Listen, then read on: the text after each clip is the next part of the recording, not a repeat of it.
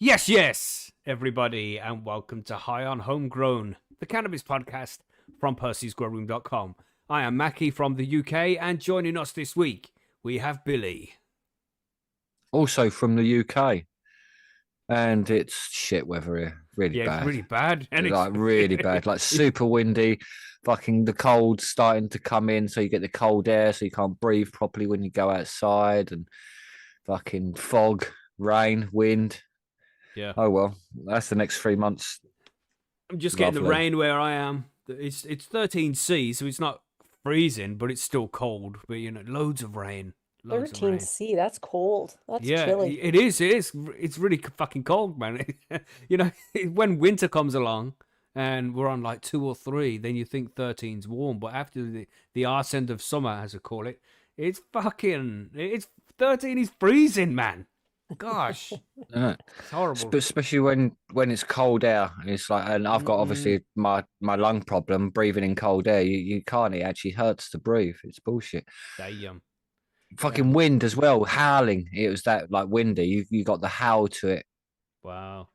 That's what Halloween's for, man. To go all the ghost noises. Ooh. Yeah, Speaking of Halloween, we should do a Halloween special next week, shouldn't we?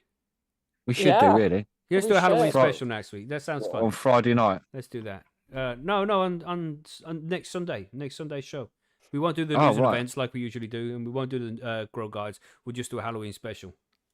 Okay, That's perfect. I like it. Sounds Cool. good. We can have some fun with it and tell some ghost stories or something nice. But anyway, we also have Margaret. Sorry, Margaret, long intro. Yeah, that's okay. I'm sitting here in Ontario, Canada. It's 20 degrees C, very unseasonable for this time of year. Damn. So I'm enjoying it Fucking because hell. I think we're supposed to get like 7 days of rain in a row coming up. So I'm just gonna enjoy it while I can. Indeed. And to all the Canadians listening, go Jays go.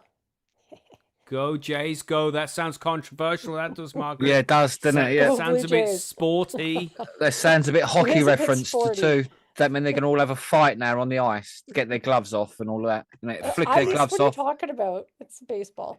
Oh, it's baseball. Yeah, but aren't you ice hockey Canadians? Don't you do ice hockey? Yeah, we do ice hockey, but that Yeah. season's just starting. The Blue Jays could, if they win tonight's game, they could. Well, actually, I think they have to win 2 more games, so whatever. But that could mean they go into the World Series. Oh, right, cool. Okay. A poker. But they have to Okay. win these next couple And of it- games. So yeah, how many runs do they have to win by? they don't have to win by any runs. They just have to win the game. Oh, right, Oh. just by 1 point then. So getting the One runs goal. won't help them. They Yeah, have to get run. Yeah. Well, they need to get at least one more than the other team. That's Okay. One more how what? it works. Yeah. There's no What- baseball people? Anybody? No. Well, not from Nah, the mate. UK. We don't do the whole baseball thing here. no, No, girls. but somebody in the chat must be baseball's a like- girls' sport. We call it rounders over here. Girl sport. Yeah, rounders. You know Okay. No, I don't. what all It's the a little bit gays used to different. bat It's and a- ball like. Cheers, Billy. Anyway, so of course we're covering the cannabis news and events this week. Should we have a quick look? Oh, is that a dog barking in the background? Yeah, Sounds like it. Is I'd that give her a pup? bit of a slap. Yeah, no, that's my dog. Oh, right. fucking- The other pup. 6 years old now. Oh, that's still a Chad pup. Westport. Yeah. Hi, Chad. He says go Mariners in the chat. So Yes, Chad, some controversy. Ah. Let's go. Let's go.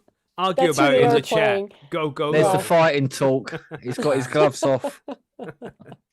Yeah, so for the news today, we have dialing down dope. They use the word dope referring to cannabis. Haven't seen that for a while. That's Trump, yeah. Trump White House moves towards easing restrictions on marijuana, is what they say here.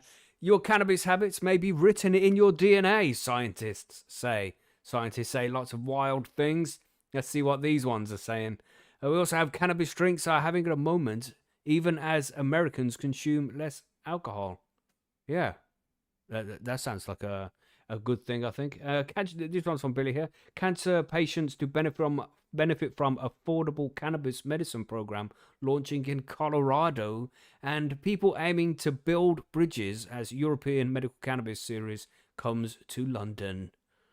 Nice. So yeah, some interesting stories there. Of course, we have the grow guides as well. But for now, what are we smoking on? Obviously, still October here.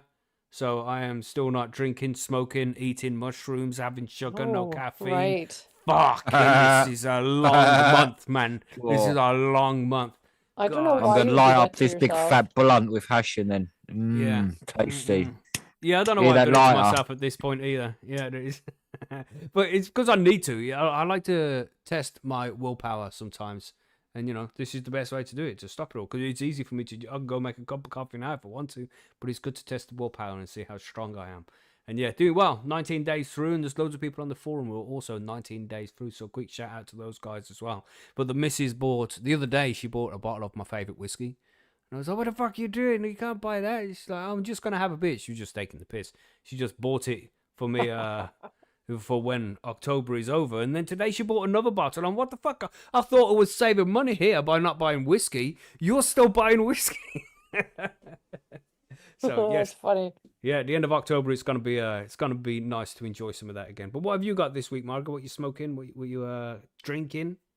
Well, no drinks today. I do have a little mango haze for my vape and a piece of cake. Oh, A fused nice. cake. What Yes. cake is it? It's a confetti cake that I made. Nice. So I can't It's even have like- cake either, Margaret, you see, because it's got sugar in it, too much sugar. So I can't even have. So I was just "Ooh, had like a little cake." square. I made the cake and then I cut it into little pieces and then froze Nice. it because I Nice. can't eat it all at once, obviously. Sounds good. What you got, Billy? I've actually got some legacy market weed because Okay. I had to get some because I run out, sort of thing. Because I fucked No up a few way. months Do you have back. no Yeah. hash? Well, yeah. No, I've got hash, but I Oh, didn't have no. I was running low on weed, and I bought some just to make sure I've got enough weed to get me through. I've got a load of trim and that as well, but I'm using some of that to mix with some of the weed and putting hash with it, so it's still basically a fat joint. Yeah, But man. yeah, I made some. I made some bubble hash as well this weekend. Out of so I used my dry sift, obviously, didn't I? So I tumble that, and then with that tumbled weed, I throw it in a bag, and then I use that to then make ice hash. So I've just made a load of that. So I'll call it reclaimed hash because obviously you've tumbled it and made hash already. And then I throw it in the washing machine, and I got a load of hash out of it again. And I've got Nice. quite a nice. lot as well. So I'm like, oh yeah, that's a big lump of reclaimed hash. So it's sort of it shows you that how much waste there actually is, even with the tumbling as well. So you can get. So that's why I think I'm gonna the tumble, do dry sift, and then the bubble afterwards, sort of thing. Well, water hash, isn't it? Ice hash. So yeah, Beautiful. I'm doing that. Yeah, It's man. nice. Just a quick shout out to Cornerstone there. He said 19 days, no nicotine. That's an achievement Ooh, that's a Nicotine. right good there. one. Wow, Nicotine That's hard is to well do. fucking. good. Mm-hmm. Good It's for one of the hardest you. ones to quit. Well done, Cornerstone. We're all supporting you, bro. Keep it up. You can do The it. first 2 weeks is the hardest as well with Yeah. nicotine. Mm-hmm. Mm-hmm. You'll But be you on never a look downward back, man. curve now. Fuck smoking is a horrible thing, and once you get it out of the way, you never look back, man. It's really Oh nice yeah, to not be a smoker, you know. Yeah, I agree. smoking blunts is so much nicer now. I mean, being in the UK, we usually mix tobacco with our cannabis and smoke spliffs, you know. But and you tell yourself these things like, oh, but it burns better, it tastes better, and all this shit. But really, when I quit smoking tobacco and then smoked just pure weed, it was so much better just smoking pure weed. Take the It's tobacco out. like my mate the other day. I gave him. He asked me, "Have you got a joint?" And I said, gave him, oh yeah, because I didn't have any actual weed on me. I had a load of pre rolls because I always pre roll when I take them out. And I just give him a pre roll, and he just laughed at it and said, "Yeah, I'll break that up and make about 4 out of that." Like, Yeah. That's it, man. yeah, How the other half that, live and all that, you know. yeah, it is, and it's just funny. Mhm. I'm just like, oh yeah, I'll forget about that sort of side of things. Like, oh yeah, here's a joint. Just have one of my blunts and smoke that.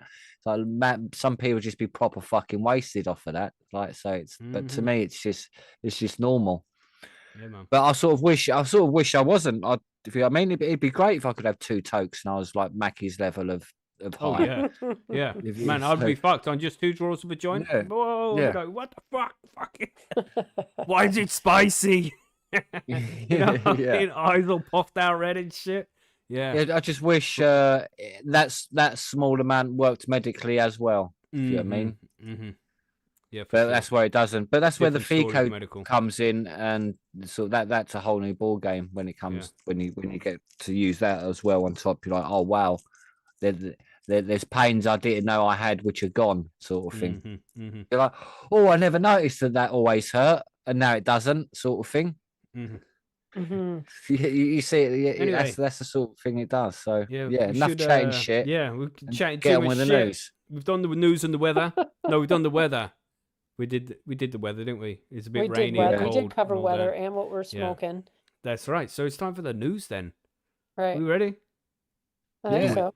Let's do it Do we now. play a news jingle or do we sing it along? News. Here's the fucking news.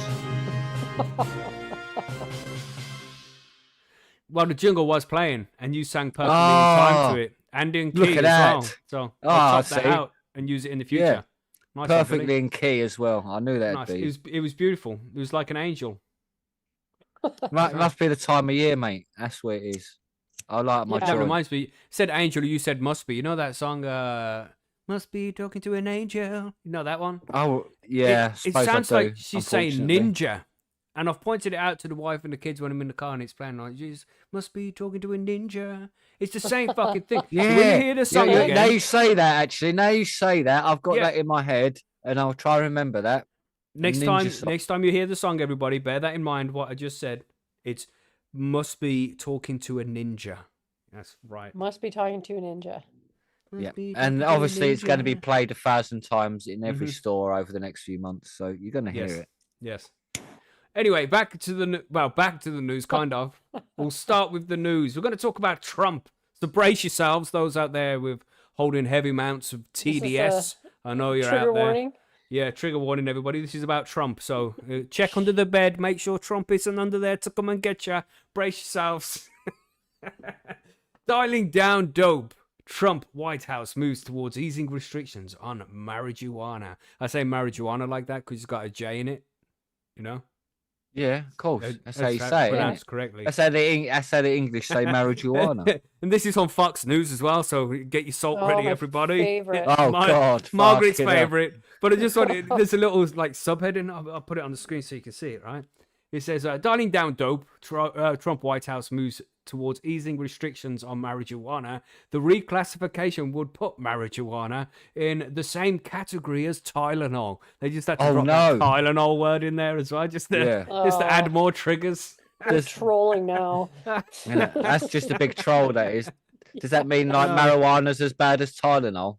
Yeah, I would say so. Yeah, but you know, take 11 of them and it's your last Allegedly. headache. That's the saying. Allegedly, thank you, Billy. Pot. They're going to go through every single different word they can use for cannabis throughout this article. I assume. There's for SEO purposes, Macky. Yep. They're on it. They know what they're doing.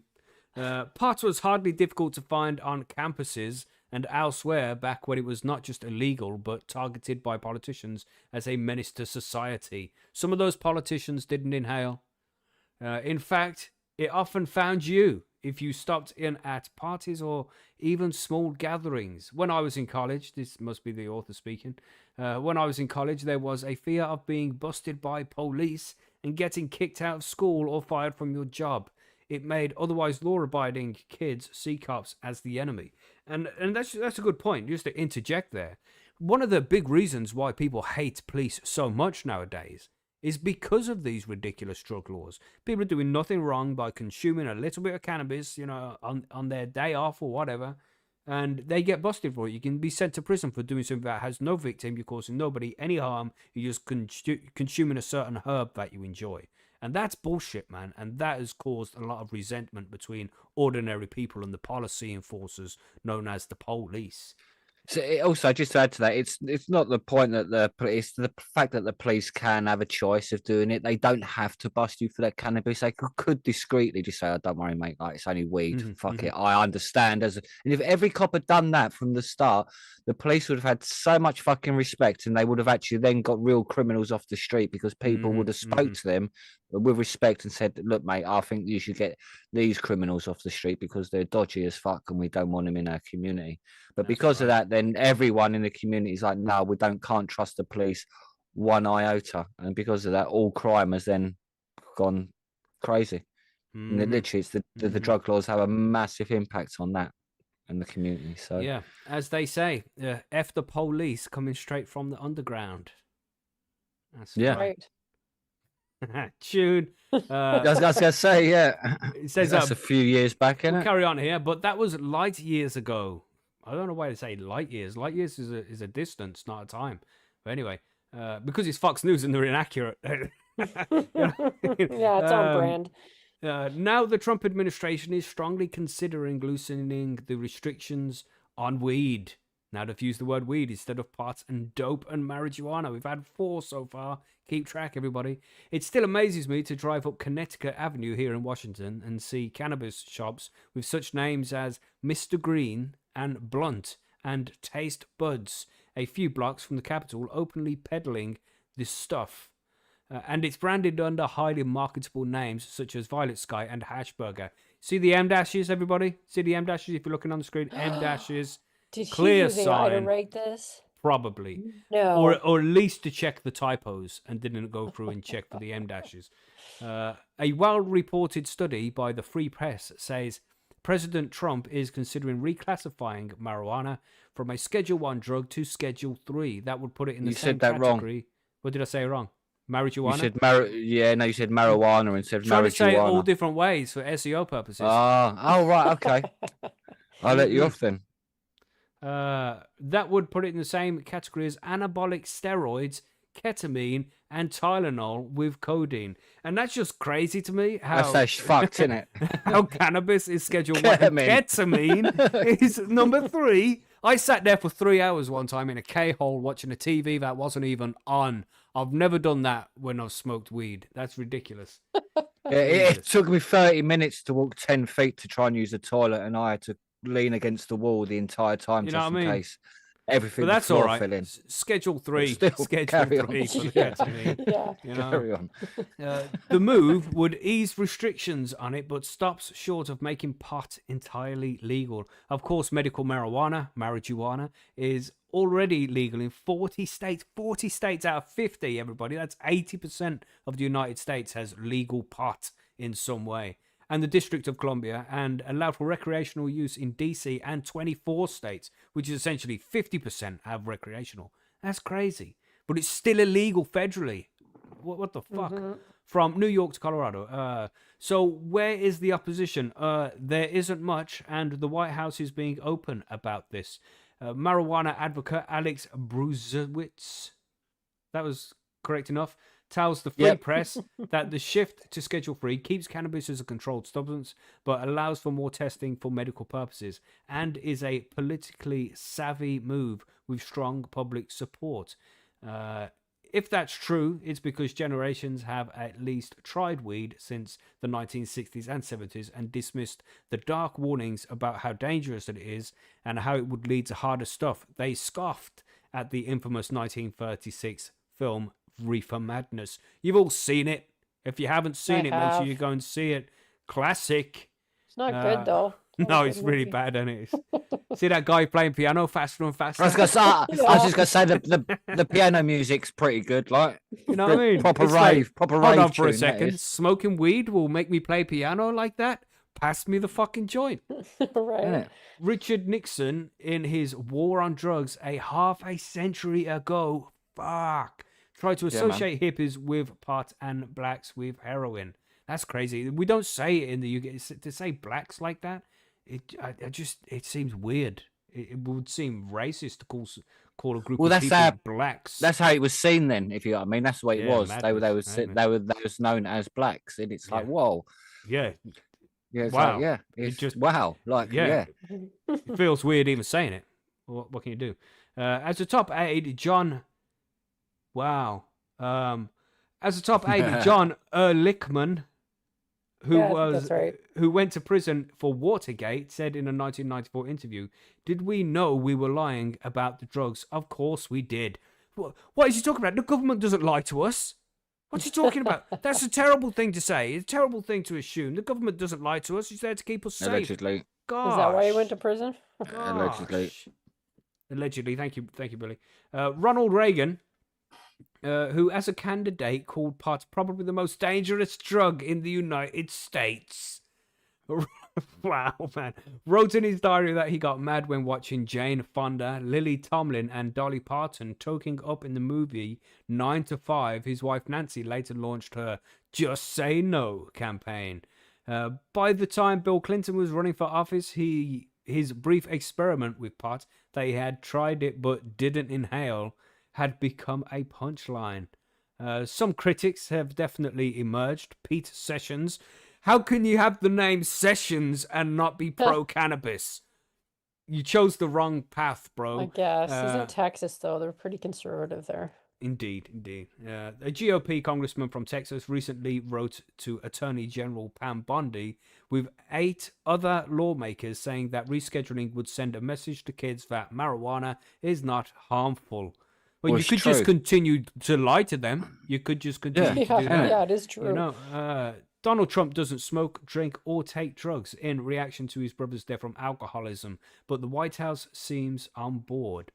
Trump pollster Tony Fabrizio took a survey in March that found 66% of those questioned backed legalizing marijuana, and 70% supported rescheduling the drug. The other 30% had no idea what the fuck they're talking about. A senior White House official is quoted saying, "For a lot of the base, it's an issue like gay marriage that people have gotten comfortable with. It's good politics. A decision is expected by the year's end." But as with virtually every Beltway issue, well-heeled lobbyists are part of the process. Pot smoking, once an underground pastime, is now big bucks business. Brucewitz's consulting firm, X Strategies, is being paid $300,000 by American Rights and Reform, a pro-cannabis group, for media services. Another large PR firm, Mercury Public Affairs, represents the U.S. Cannabis Council. So lots going on there. It seems as if it's going to be legalized by the end of the year. Do you think, well, at least something's going to happen at the end? I say legalized, I mean rescheduled. Just to point out, the name of that thing is called X Strategies. That's obviously got to be X, isn't it? I don't know. It says it's a consulting firm. Because I know they've got a load of wings to X, if you know what I mean. Mm-hmm. It's got a lot, so they might actually be part of it. So that'd be good, because then it means there's at least people with money and lobbying who've got sense. There's some brainy people behind it as well, which is what we want. We don't just want people who are jumping in it for the kudos and the money. If you know what I mean, we want someone who can implement a real change in things, if you know what I mean. But we're nearly at the end here. Let's finish off this article here. The size of this burgeoning industry is estimated at $38 billion last year. Real money, even by jaded Washington standards. I confess some mixed feelings. For one thing, today's cannabis is many times more powerful than the nickel and dime bags that used to circulate. I always felt pot's milder effects were preferable to alcohol, especially when it comes to driving. It does give you the munchies, though. And as a parent, I say, what about the homework? While the drinking age has long since been raised to 21, that doesn't seem to stop these several years youngsters from retaining beer, wine, and liquor. But so many millions having at least sampled marijuana over the decades, it was probably inevitable that they wouldn't want to remain in the same federal category as heroin, cocaine, what is truly a killer, fentanyl. There you go. Right. So, I mean, a lot gets said in that article there, but essentially, there's a possibility that it could be rescheduled by the end of the year, which is just a couple of months away now. They don't have much time. It'd be nice if they'd start talking about it a little more openly. I'm going to reserve my judgment and be like, no, I'm going to carry on with the way I say it. That's it. I'll believe it when I see it. They talk about it all the fucking time. Administration after administration has said they were going to do it, and nobody's fucking done it. So we'll see. Maybe Trump is the guy to do it. We'll see. But I'm going to say probably not. What do you think, Billy? I would say he will, because of the money and how much sense it makes to tie it in all the states. Also, because he understands that it's creating a danger of crime with all this cash just sitting there. Yep. Because they can't bank it and stuff. And they're really trying to sort out that side of things as well, the amount of crime. And so I do think they'll change it because there's so many reasons to now, which is fitting in for what he's doing now, if you know what I mean. So if you're going to go after the drug cartels, then legalize and federalize the drugs, isn't it? And then take it away from them, take their income off of them. Do you think that was the logical thing to do? You know. So, and if you're going to go to war with them, that'd be the first step in my eyes. Is to right, we're going to cut your money. We're going to legalize drugs and sell it through our own pharmacies, and we're going to come to the Mexico, and we're going to and South America's Peru and all that, and we're going to just pay the farmers ourselves, and we have the army there guarding it, the coca farms and the farmers. You know what I mean? Then what they're going to do? Go to war with the army, the American army? Then they might try it for a year or two, and they'd soon fucking fail, wouldn't they? Really? Yeah. So it's like that's where if Trump's really going to do it, that's how far he needs to go. He goes right. We're just going to federalize cocaine, sell it pure in blocks and mixed bags. Let's see how far it goes, man. Yeah. Well, if you're gonna kill the drugs trade and the cartels, that's literally what are you doing one fell swoop. If you know what I mean? Yeah. If they want to Step really by do step. it. Cannabis first. Yeah. Oh, mate, the whole let's worry about the lot meat first straight away. cocaine. No, the whole lot straight away. But that's the logical way to do it. But yeah, politically, that's not going to. You can't put cannabis like we're just going to legalize all drugs now. That's going to make loads of people get their back up and be like, oh no, we can't fucking do. Trump's gone crazy now, whatever they think.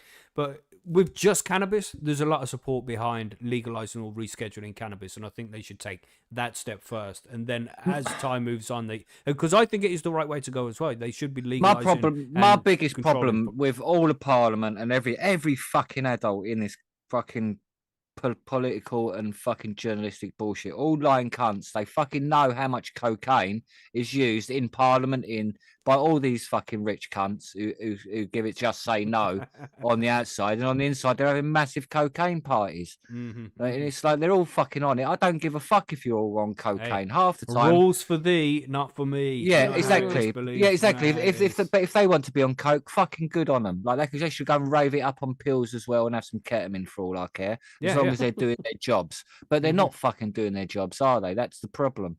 And they're stopping ordinary people from doing it, and they want to. Exactly. Exactly, and that's the issue, isn't it? It's like it's like we all know it's in society, and we all know who's selling it to us. It's the fucking cartels. Why the fuck is it still happening? It's like it's a no-brainer. And what's your thoughts on this, on Margaret? Yeah, I'll keep quiet now. I'll press mute. No, I mean, chill, like Billy. we were Gosh, just saying, I'll see whether Trump comes through or not. It's hard to say. What influences are sort of whispering in his ear to decide one way or the other? Because there's obviously a lot of people who are advocates who would like to see it legalized or decriminalized, or not rescheduled, whatever the fuck. You know what I'm trying to say? Also, one of those things. Musk is a big influencer on that side of things, and a lot of his people moved into the White House. And obviously, Trump would have seen that all these potheads know how to fucking do a job and have done it really well, and it's probably made him.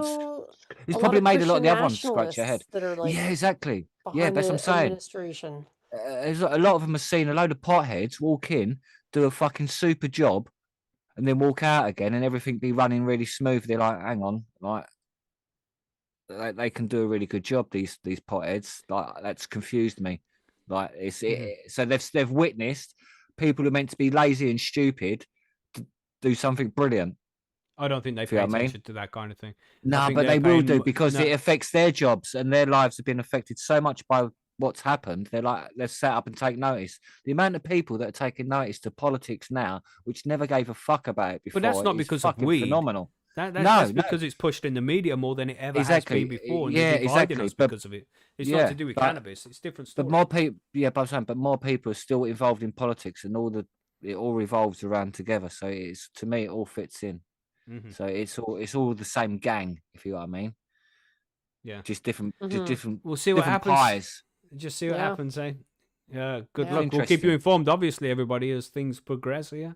We'll see if it happens before the end of the year. We'll see. But anyway, let's move on to another one. What are we talking about? Cancer patients to benefit from affordable cannabis medicine program. What's this one saying, Billy? Yeah, this is sort of interesting in a way when I see this. Is a press release basically on in Denver on October the 8th from Eric Cancer Playbook. And that is that early recognition is critical. That's what Eric stands for, which is totally true when it comes to cancer. The earlier you find it, the fucking better chance you've got of getting it nipped in the bud as such. So this is powered by Eric Cancer Playbook and the Whole Health Oncology Institute. And obviously, oncology is the study of cancer. It's launching a groundbreaking initiative to expand affordable access to full extract cannabis oil or Nice. FICO. And this is for cancer patients worldwide as well. So, and available exclusively in Colorado. So, I'm not sure if you would fly to Colorado and take it or if they would just send it to you if it is legal for you to receive it in your country, which for me here it possibly would be because it'd be classed as a medicine and cannabis medicines are legal. So as long as it had all the right stamps, which this says it possibly could have, then it could be sort of legal. So in collaboration with the Native Roots Cannabis Company and Yeti Farms, the FICO program combines compassionate access to high quality cannabis medicine with real world data collection, which will shape future cancer care and research. So, obviously, as long as sending it out, they want to collect the data off all the patients using it, which again would be marvelous if this can happen because it's like raw data coming straight from the patient. Like, it's like, fuck you, what you can't deny that, if you know what I mean. What do they call it when it's just the patient's hearsay? It's called Anecdotal. something, is yeah, that's the Anecdotal. one. Yeah, it's anecdotal evidence. It's like, no, mate, this is gonna shove the anecdotal stuff in their face with actual pure proper studies. So this is going to be interesting. So the first time adult cancer patients aged 21 and older. I don't like that, but still they've got to start somewhere, haven't we? Because you've got to be agree with it. But I do think parents should be allowed to agree for their children to be able to do it as well. So anywhere in the world will be able to access high quality FICO throughout Colorado's recreational cannabis market without requiring a medical marijuana card or marijuana card or cannabis card. So cancer patients who are registered with Eric Cancer Playbook FICO program will receive high quality FICO at a discounted price. While Eric Cancer Playbook collects patient reported outcomes that are proving more effective and capturing cannabis efficiency than traditional food and drug administration trials. So it's not surprising, is it, that like they're better than the drug people. Like earlier this year, Eric Cancer Playbook published the largest meta-analysis ever conducted on medical cannabis and cancer symptoms, spanning more than 10,000 studies. So building on this landmark achievement, the organization has rapidly expanded its research collaborations, digital infrastructure and patient network to transform how real-world data informs cancer care. So Eric Cancer Playbook, the FICO program, is a meaningful step forward to supporting cancer patients worldwide, says Jim Guerin Escher, lead visionary and the co-founder of Eric Cancer Playbook, by combining access to high quality FICO with the data that increases patient autonomy. We're helping people make informed choices about their care. This program also provides hope, encouragement, and a pathway for the future patients to benefit from what they're learning today, which is good. So, obviously, if you've got cancer and you've heard someone with exactly the same cancer use this FICO and it's worked for them, you're more than likely to give it a go yourself, aren't you? Because someone's already done it. There's been a guinea pig as such. So, that's what we want to see. And then more people will come out and then be that guinea pig again. And then more people will see there's more guinea pigs. And that's the effect we need. So the program launches on October the 23rd, which is basically in 4 days' time. That's on Thursday. That's this Thursday. So I'm not sure when this news report's going out, but yep, Thursday, the 23rd of October, with the goal of serving 100 only 100 cancer patients within this first year. So addressing critical access and the affordability barriers that have long prevented patients from exploring cannabis as medicine. Patients enrolled in the program can visit the Native Roots Santa Fe store in central Denver, and plans to exist to expand to additional locations as well, depending on patient demand. So that I suppose if there's more demand, their initial 100 patients may go up more, if you know what I mean. So even if they are full, I would still apply, because if then another 1,000 people apply, they'd be like, oh shit, we can't not help these people, if you know what I mean. Put pressure on them. Promoting health and wellness has always been a core mission of the Native Roots, said Liz Zukowoski. I think something like that. Nice. Sounds a bit for Canadian, like a Canadian skater name. Sukowski. Yeah, that's it. Yeah. Zakowski. Right, so the Director of Public Affairs. So we are honoured to serve as a Colorado dispensary partner for the FICO program and expand access for patients who are incorporating cannabis into their cancer treatment plans. So the Pueblo-based Yeti Farms manages cultivation, processing, and compliance while providing its services pro bono. Okay, that's nice. So Yeti Farms is proud to be cornerstone partner in the Eric Cancer Playbook FICO program in Colorado, said Sharon Honecker, founder and owner. We are committed and ensuring patients receive safe, high quality FICO without financial barriers through this groundbreaking program. So through a simple survey at the ericcancerplaybook.org, the patients can register for a Colorado FICO program, connect with supportive clinicians, and receive a personalized playbook of insights based on shared experiences. So if you're interested in this, go there, sign up now. The program follows a pay what you can model for removing financial barriers to FICO, which is typically cost between $30 and $60 per gram, with product available for pickup exclusively at the Native Roots. So you may have to travel there to collect it yourself. They may not be allowed to post it, would be the issue. All right. So because that's what it keeps mentioning about pickup from Native Roots. Mm-hmm. The program pretty cool, research component, developed in collaboration with the leading institutions, including the Society of Cannabis Clinicians, Institute of Cannabis Research, and the Veterinary Cannabis Society. Oh, that's interesting. And others will be contribute to ongoing peer-reviewed research exploring how medical cannabis supports cancer patients. So it'd be interesting to see the ones that use it alongside chemotherapy for obviously the nausea and all other shit side effects, and the ones that just use it solely as well, if you know what I mean. Mm-hmm. To see like how many of the ones that just use the FICO are far more healthier and come out better than the chemo ones, and everyone would be like, yep, let's fuck chemo out the window now. So that'd be good. That's interesting. A lot could come from this. After more than 6 years of working to help cancer patients in Oklahoma gain access to FICO, I'm proud to see the dream of Eric Cancer Playbook FICO program launching into new markets and expanding our reach worldwide, said Jamie Bennett, the co-founder of Eric Cancer Playbook. This initiative not only helps patients gain access to high-quality FICO, but also supports their entire journey, offering guidance, encouragement, and hope along the way. So to learn more, enroll and visit the ericcancerplaybook.org. So if you or anyone in your family, especially in America and anywhere near Colorado right now, has cancer, fucking sign up and get on this shit. Mm-hmm.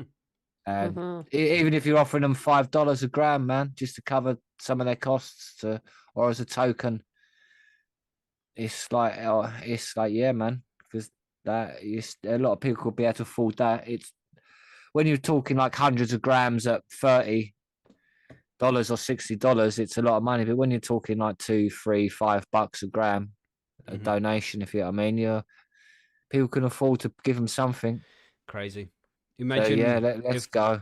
Imagine if in a year or two they start getting the results out of this and start to see, hold on, everybody who's been taking this FICO, their cancer's gone. Yeah, like 95% job, like, if you know what I mean. Yeah. Like, it'd be like, this is what we need, man. It's I like would want to see totally people go to I fucking know. prison. I do know there's one or two listeners out there whose family members are in this sort of thing. So even no matter where you are in the world, just fucking write to them. You can only but ask and try, can't you? Yeah, you don't get anything, but if you don't ask, you don't get. You might as well ask, and if they say no, you're in the same position you was in the first place. So might as well just ask. Totally. Exactly. Yeah, good story.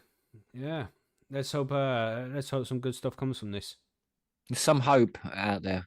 Yeah, Mhm. things are moving forward. We're going in the right direction, at least. You know. And another place going in the right direction here is not just the medical side of cannabis, but the recreational side, with this people consuming less alcohol and more cannabis. That's good That's shit. right. Yeah. What do we have there, Margaret? Cannabis drinks are having a moment, even as Americans consume less alcohol, as you just said, Mackie. So we're going to dive into it. Americans are still cracking and open cold ones, but what's inside their cans is changing. More people are now reaching for cannabis beverages, non-alcoholic drinks infused with THC, the main ingredient in marijuana, that makes you feel high. Some varieties also include CBD, a chemical compound found in marijuana or hemp that proponents say helps relieve pain, anxiety, and other health symptoms. The drinks come in different forms, including seltzers, juices, sodas, and teas.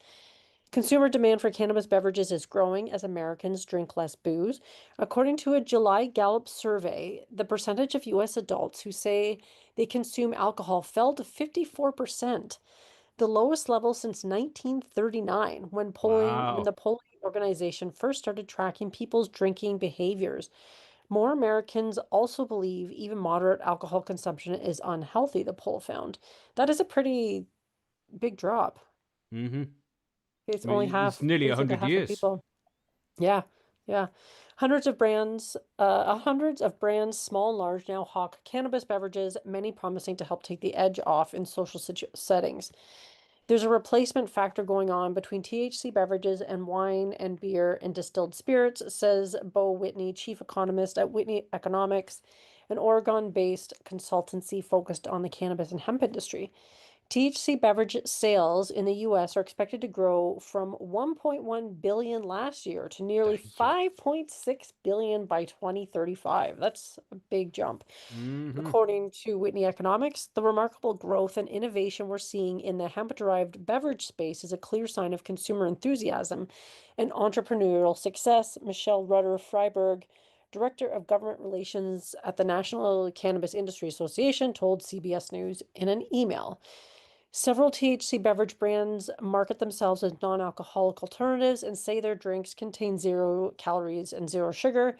Doctors, however, warn that cannabis beverages can come with side effects. Whether smoked or ingested as an edible or drink, cannabis can affect the brain, heart, lungs, and mental health. CBS News medical contributor Dr. Celine Gunder said, adding that the drug can trigger anxiety, paranoia, elevated heart rate, and in rare cases, psychosis. Potential short-term effects of cannabis include issues with memory, focus, and coordination. They said. People may have trouble remembering new information, paying attention, or moving smoothly. She said this can slow reaction time, cause slurred speech, and raise risk of car crashes by 30 to 40%. The effect depends on how much cannabis is used, how it's taken, and how used to someone it is to someone.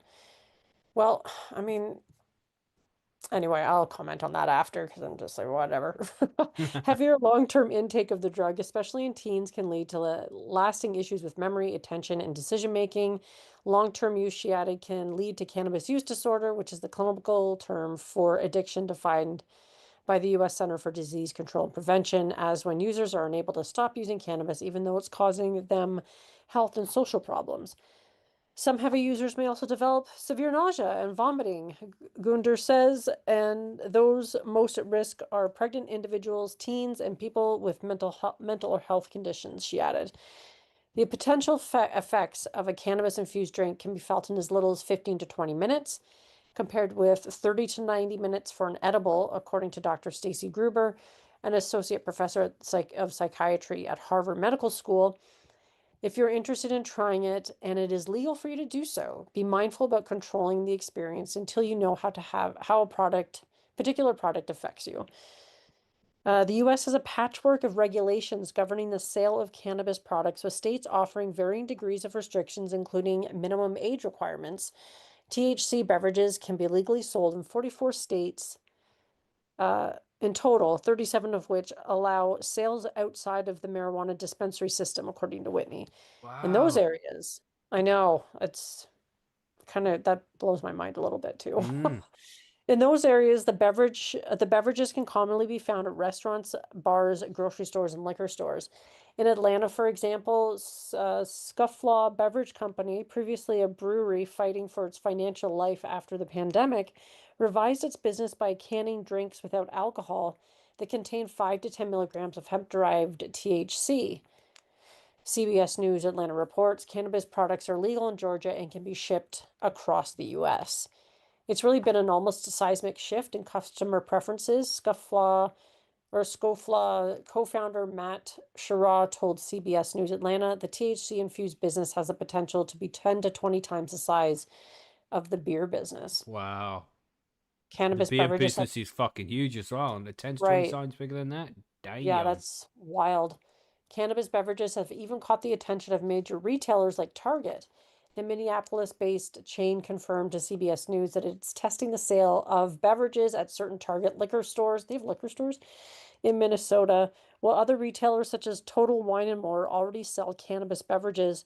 Target is the first big box player to explore the THC beverage market. At Target, we're always exploring new ways to meet our guests' evolving preferences and needs, a spokesperson said. Whitney Economics estimates there are 500 to 750 brands marketing cannabis drinks. Of those, roughly 30 are sizable labels with national distribution, while the rest are regional and local brands, according to Diane Eberline, chair of the Coalition for Adult Beverage Alternative Retailers, a group that represents stakeholders in the hemp and alcohol industries. Better known names in this space include Cycling Frog, which makes THC seltzers and edibles, Can, which markets itself as a social beverage, and Nowadays, which employs the motto, the future of drinking is here. Mainstream alcohol brands are also testing the waters. Beer makers Lagunitas Brewing and Pabst have come up with their own THC-infused beverages. Whitney and Eberline said the cannabis drink sector is growing most rapidly among women in their 30s and early 40s who are looking for more accessible and less caloric alternatives to alcohol beverages. They still want to have a bevy, but they don't want the high amount of calories. They don't want the alcohol. They don't want the sugar, and they don't want to have a hangover the next morning. Whitney said they're replacing their evening glass of wine with THC beverages. That's cool as fuck, man. Yeah, it's growing fast. It's kind of crazy Mm. because for a while it was still a pretty small portion of the whole like cannabis industry, but it sounds like they're going mainstream, baby. Yeah. I think it will be big in the future. It's just growing all the time. It's going to be huge. Might have to look out into buying some shares in some of these businesses because this is going to be a huge industry as it goes worldwide. Start your own one. Make Mm. get it like semi big, and when a big company offers you loads of money to buy it out, then just sell it and walk off Yeah. happy. Not giving Well, a I fuck. would like. start one, but I'm in the fucking UK and we can't do Oh that yeah, kind of thing. Cause shit. Good point. Bollocks. Yeah, that's fucking funny. ridiculous. Yeah, Man. good point. Ridiculous. Sick of this shit. I won't go Yeah. on that rant. Not today. Quick, next news story. Yeah, quick next news story. What is Quick, move on. Right, let's move on to this. Your cannabis habits may be written in your DNA, scientists say. And as I said, scientists say all sorts of crazy things nowadays. Let's But see what what if you're these ones are saying. dyslexic and you can't read it properly? Can't read what properly? Oh, Your DNA. all right. Might be written in the DNA. Yeah. Yeah. I see what you did Yeah. there, Billy. Yeah. Nice. To get. Yeah, get it. It was good. Thanks, Billy. It's all right. Genetic links between cannabis use and various traits may help guide the creation of prevention and treatment strategies for cannabis use disorders. What does that mean? Does that mean they're going to test us and check our DNA and be like, oh, you are prone to cannabis abuse. We're just going to lock you up now. Yeah. That's you got the kind Neanderth- of is the perspective we Neanderthals, have in innit? the UK, you know, because You got that's what happens, isn't it? cannabisidism. Researchers from the University of California, San Diego School of Medicine, working with the genetic testing company 23andMe, have pinpointed specific regions in the human genome linked to cannabis use. Their findings reveal new genetic connections between cannabis use and aspects of mental, cognitive, and physical health. These insights could eventually support the development of improved prevention and treatment strategies for cannabis use disorder. The study was recently published in Molecular Psychiatry.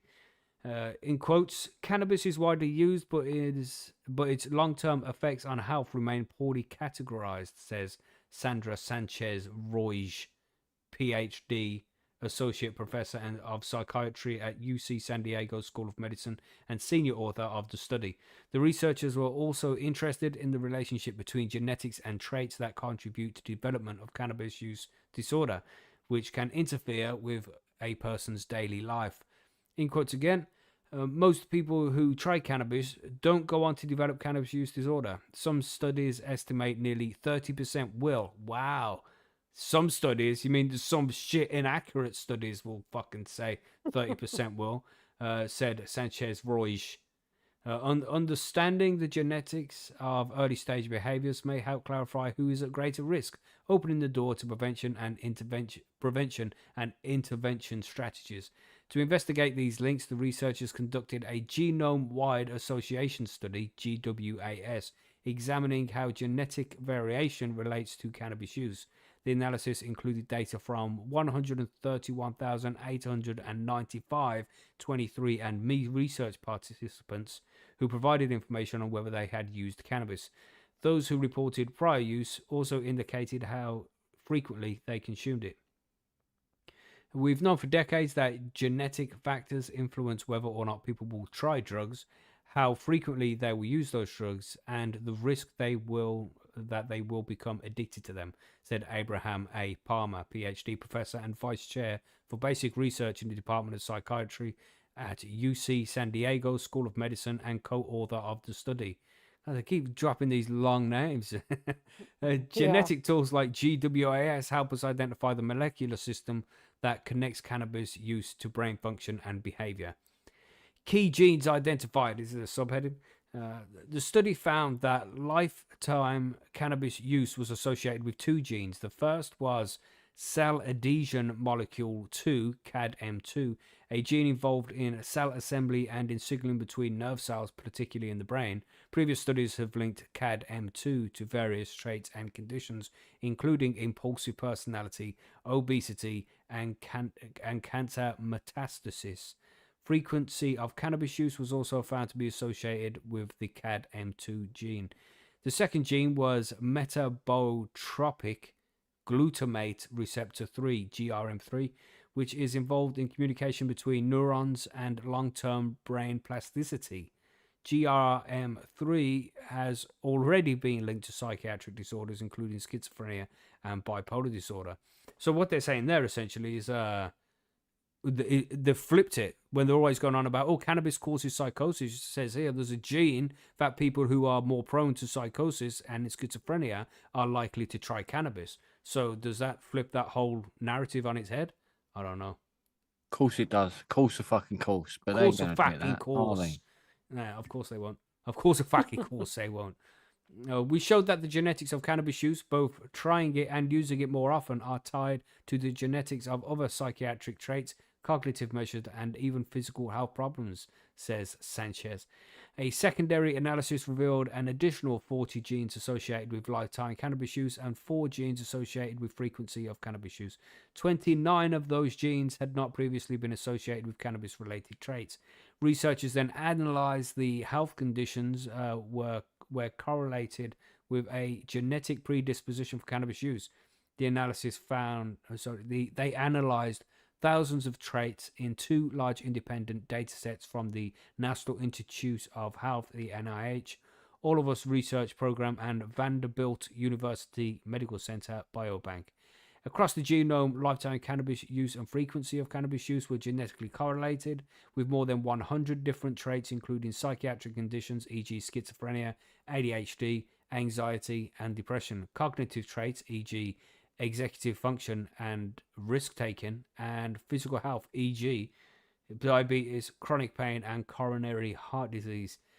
They were also associated with an increased risk for tobacco use, infectious diseases, including HIV and viral hepatitis, and autoimmune disease. I mean, this goes on for fucking ever by the look of it. Oh, no, not that long. Okay, we'll finish it. This mapping genetic risk before disorder development. The study is one of the first genome-wide associated studies to examine behaviors that precede cannabis use disorder. Cannabis use exists as a continuum, said author Haley Thorpe, PhD, a visiting scholar in Sanchez lab and postdoctoral researcher at Western University. By studying these intermediate traits, we can begin to map how genetic risks unfold before cannabis use disorder develops. That's by arresting them before they try cannabis for the first time. There are currently no FDA-approved drug therapies to treat cannabis use disorder. The authors hope that biological discoveries generated by GWAS will support future efforts to identify therapeutic targets and preventative interventions against the disorder. Reference, that's where reading off all the references. The study was funded in part by the National Institute of Drug Abuse grants. The 23andMe research participants provided information by consent and volunteered to participate in research online. Blah, blah, blah, blah, blah. It's just the spiel at the end. So what do we think? Will they, you know, they can test babies in the womb to see if they're going to have certain medical conditions before they are born. You think they're going to start doing it for cannabis use now? Like, let's just check and see if your baby is prone to drug abuse. I think Yeah, I don't know. That seems weird. I yeah, thought 23andMe went bankrupt. I don't Oh, know. you're going to have a cannabis retard in the family. Thanks for that, Flag Billy. Fuck, you know.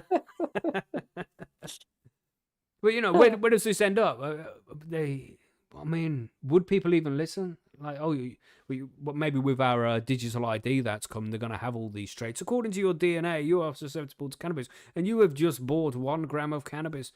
Yeah, we will arrest you. Please stay at home so officers can find you. Yeah, maybe. Oh, just on the dark side of things, it's different here in the UK, Margaret. You're all happy. You might think I sound crazy, but this is how we live now in the UK. You know? Like the Minority Report? Yeah, Basically, yeah. Mm-hmm. Yeah. That's right. But the Marijuana Report is a little different movie. Crazy. They can find out all sorts of crazy shit from looking at genetics nowadays, can't they? It's madness, man. Take a strand of your hair and then they know everything about you. Madness. Yeah. So I And wonder it'll if be on camera. I suppose it would show in my DNA that I'm prone to cannabis abuse because, you know, I abused the fuck out of cannabis for a long time. So that should be in my DNA. I wonder if my children are more susceptible for it. Because my wife also abused cannabis like fuck. So that means, you know, the kids are highly at risk of cannabis abuse. Nature or nurture? Which one causes it, you know? Yeah. Interesting. But cool to see studies being done like this. I think it's interesting all the same. It's good to know stuff like this, you know? But one more article. Should we get this one done? Patients aim to build bridges. What's this one, Billy? We're talking about an event going on in London. Yeah, patients are building bridges. Not like as in like over water or the bridge over the River Kwai or anything like that. More like sort of, yeah, not them sort of bridges. They could use Rizla papers to stick them together. Oh my gosh. Maybe. But they'd get wet, wouldn't they, in the rain? That's the problem. What else could they use? What about the roachy bit, the roach bits? That they're a bit stronger, aren't they? Stems, yeah. You could use your stems. Yeah, I suppose. Right. You could build proper bridges out of them. Make them big enough. But anyway, on that tangent, medical cannabis patients will host a major educational event in the UK next month. What? I thought all cannabis people were mongs. So aiming to bridge the gap between patients and healthcare professionals through evidence, empathy, and lived experience. Too right, when we can teach the bloody professionals a lot more than what they know, because they ain't really professional, are they? Really, most of them. Be honest, some of them don't even know what the endocannabinoid system is. For Christ's sake, and they call themselves a professional. So anyway, the International Patient-led Organisation, We the Patients, will bring its educational series to London next month. As it continues to reshape the conversation around medical cannabis in Europe. The event, which is being held in the Barbican in London on Friday the 7th of November, which is like just a posh bit of London, really, where they hold posh events with loads of booze. So aiming to build bridges with healthcare professionals and improve understanding around the use of cannabis-based medicines in chronic pain by spotlighting scientific evidence alongside lived experience. So it follows the success of a patients-led event in Bern, Switzerland on Saturday, 11th of October, in collaboration with the Medcan Schwitz and previous gatherings in Madrid and Zurich last year, which brought together clinicians, researchers, and policymakers. So held in partnership with the UK advocacy group Patients Can, who Macky spoke to. We had an interview with him. Patients will lead conversations that bring together doctors, scientists, and advocates to co-create the understanding around the therapeutic use of cannabis and obviously pain management. So the program includes the presentations, patient testimonials, practical workshops that showcase the latest evidence on cannabis-based treatments for the chronic pain and offer insight into lived experience and deliver hands-on demonstrations into the mechanisms and administrations of these therapies, So what it'd be, a lot of patients would be standing up saying, I use cannabis for this reason. This is how I use cannabis with smoke, vape, edibles, blah. When I use it, this is how it affects me. This is how it affects my life. This is how it affects me after I've used it, if you know what I mean. So you probably have like multiple sclerosis. People say, like, before I just sat on the chair and done fuck all, couldn't talk. Now I can get up and make my own cup of tea and have a conversation on a phone I dialed myself, sort of thing. Like, yeah. So it's that's the sort of thing you'd be getting here. So the founder of chair of We the Patients, Carla Perez, says the aim of these events is to foster collaboration between trust and the community, and that the progress in the medical cannabis begins by listening to the patients, obviously, because we're the ones that need to take it. So these events are not just conferences, they're bridges, says Perez, which is what they're saying in the beginning. They're building bridges. So patients are leading the way, inviting clinicians and researchers to walk alongside them. Together, we're creating a new model of care, one built on empathy, knowledge, and real life experience, which is a lot what the cannabis patients have been about all along anyway, trying to give our, I suppose, our life experience and worth of, I would say, medical knowledge, because we use other drugs to then manage medical use. So we'd understand how cannabis would affect us medically, if you know what I mean, because we use other drugs medically. So why would we recognize one and not the other? So it's good that now the professionals are starting to be on the patient's side and actually say we need to fucking listen to them, because what they do means what we do is either working or not working, and can guide them and therefore make them more money as well. Because if they're getting it right, then the more people that got it right, the more people are going to take their drugs, isn't it? So it's the most patient-led drug, I think, out there, to be honest. I can't think of another one would have this sort of almost one-to-one consultation, because that's what's going on here. So because there's going to be an on-site medical support for patients who need assistance, scheduled breaks as well, and rest areas because obviously they know people get tired, they need to consume their cannabis. So I assume there will be vape lounges with stalls and bickles available there. There'll be thoughtful catering, so adapted for everyone's needs, sort of like the vegetarian, gluten-free, with alcohol-free options as well.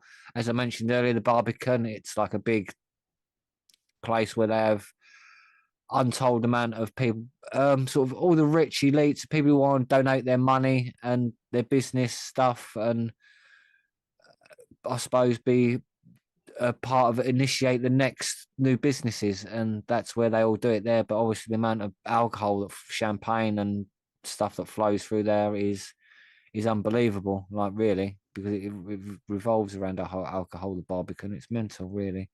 And it's good to see that they're going to offer like alcohol-free options, if you know what I mean, which is good. Like, it's because not everyone wants to go there and be drunk or be around alcohol when they're using their own medication. So it seems like the bar areas and all that be kept completely separate to the other ones. So yeah, that's a patient led again, if you know what I mean. So interesting. So the event takes place on Friday, the 7th of November, from 11 a.m. to 4 p.m. and it's free of charge, with limited registration available here, it says. So if you just go on it and go to patientcan.org, and you can check it out there and ask for permission to turn up, get your name on the Nice. list. That's I'm a cool. Free VIP. event. Yeah, so that'd be interesting. So get there if you can get to the Barbican and avoid all that alcohol. Well, it's outside of October, so I might go. You know? Yeah, there you go. You can have some whiskey there. There'd be plenty Yeah. of whiskey around there, mate. It's a Barbican. Yeah, but you know, it's I don't like heading towards London. Not anymore. No, nor do I. I No. won't go there for no reason. No, used to love London. I try and stay clear of Yeah. it now. Yeah. What can you do? What If can you do? if someone said I'd won £1 million, but I had to go to London to collect it, I would even debate whether I should go or not. That's how much I hate. You the would fucking Speaking go of in place. that, the end. Come on. last You week, would, quick you would in tangent. the end.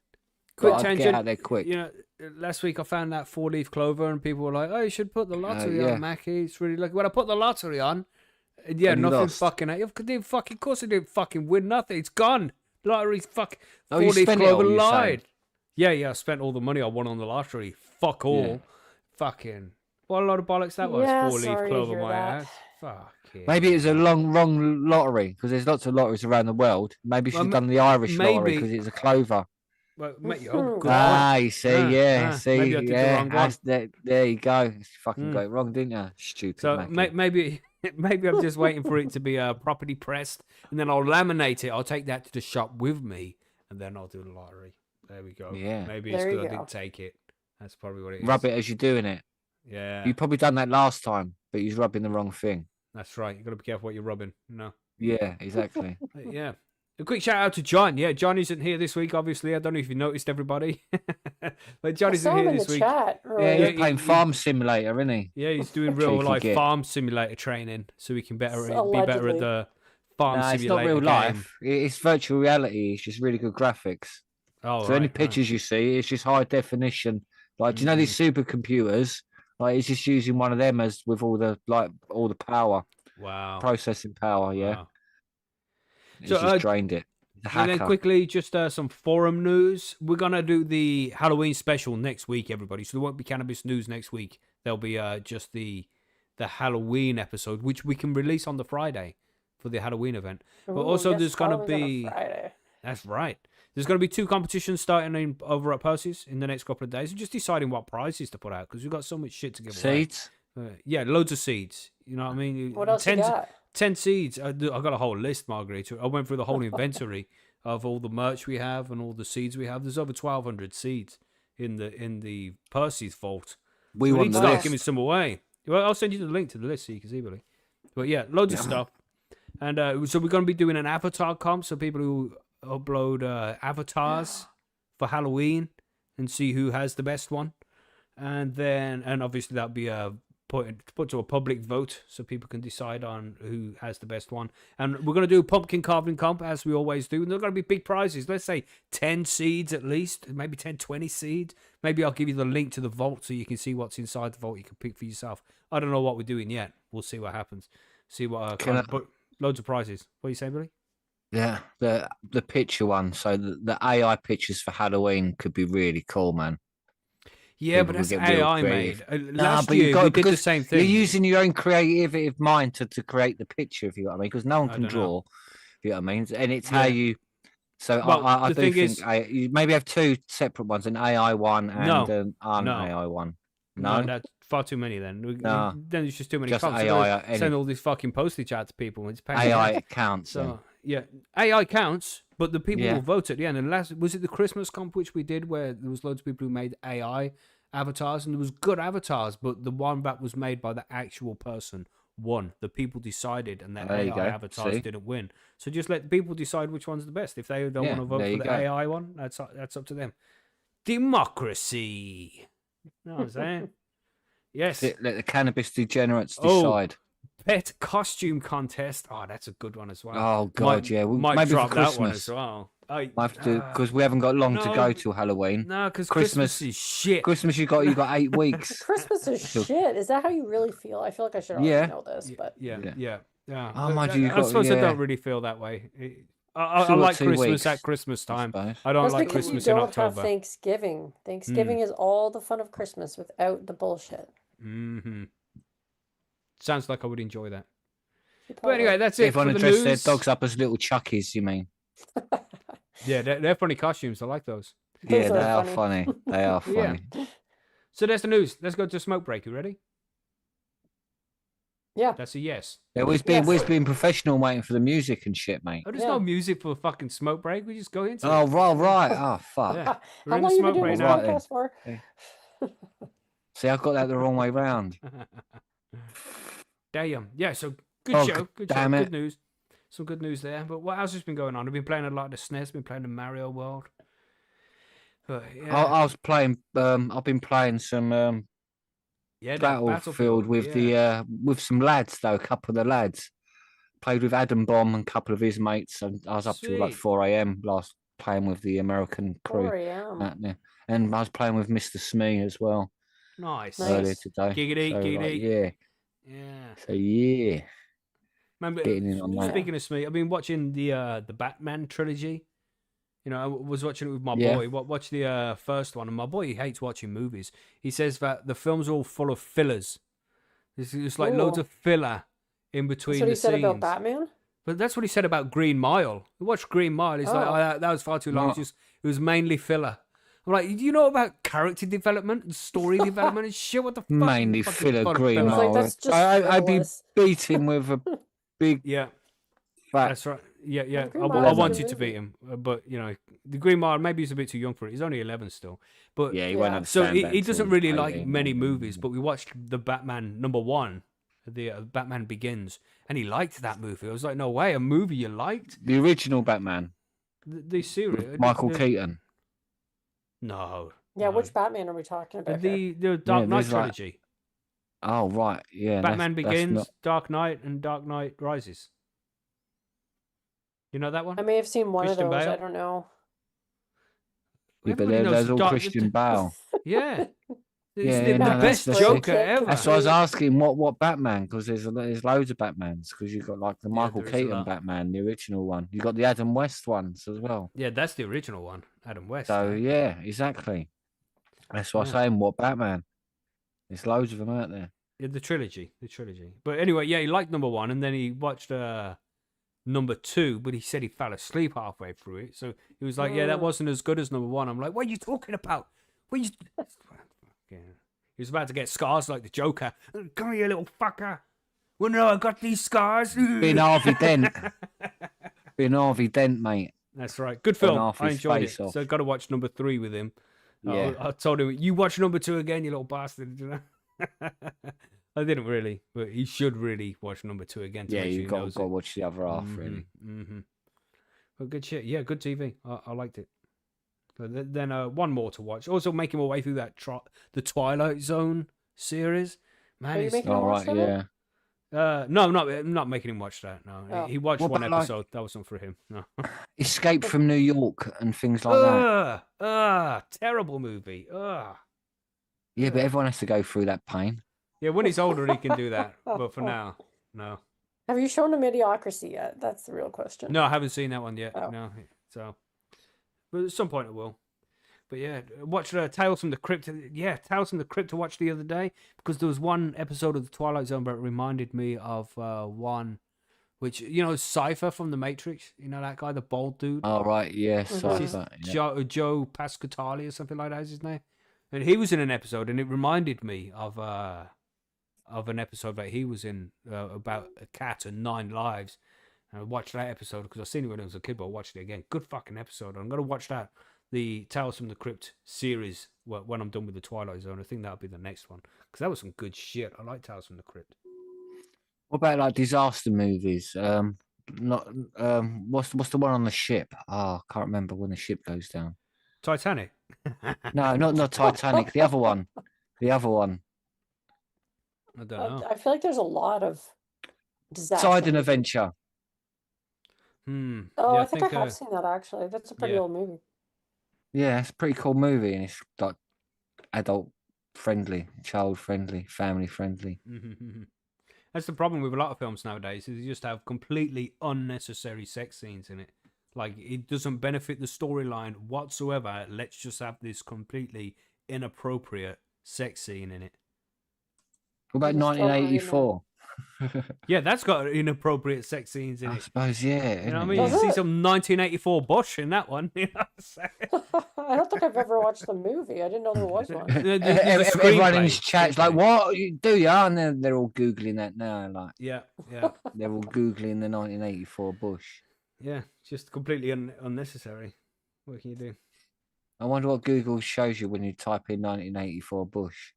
It shows you a screen saying you have not uploaded your digital ID. You cannot see. Yeah, footage like in that." it. Yeah, exactly. Yeah, That's kind of funny, yeah. but also scary because it's probably coming actually. probably coming up true. Yeah, it's coming your way soon, Margaret. It's not just going to be the UK. You'll follow Oh, I close know, behind. I know. It's coming for us all. That's what they want. Mm-hmm. There's loads of like sci-fi disaster movies that you can watch, isn't there, with him? Don't know.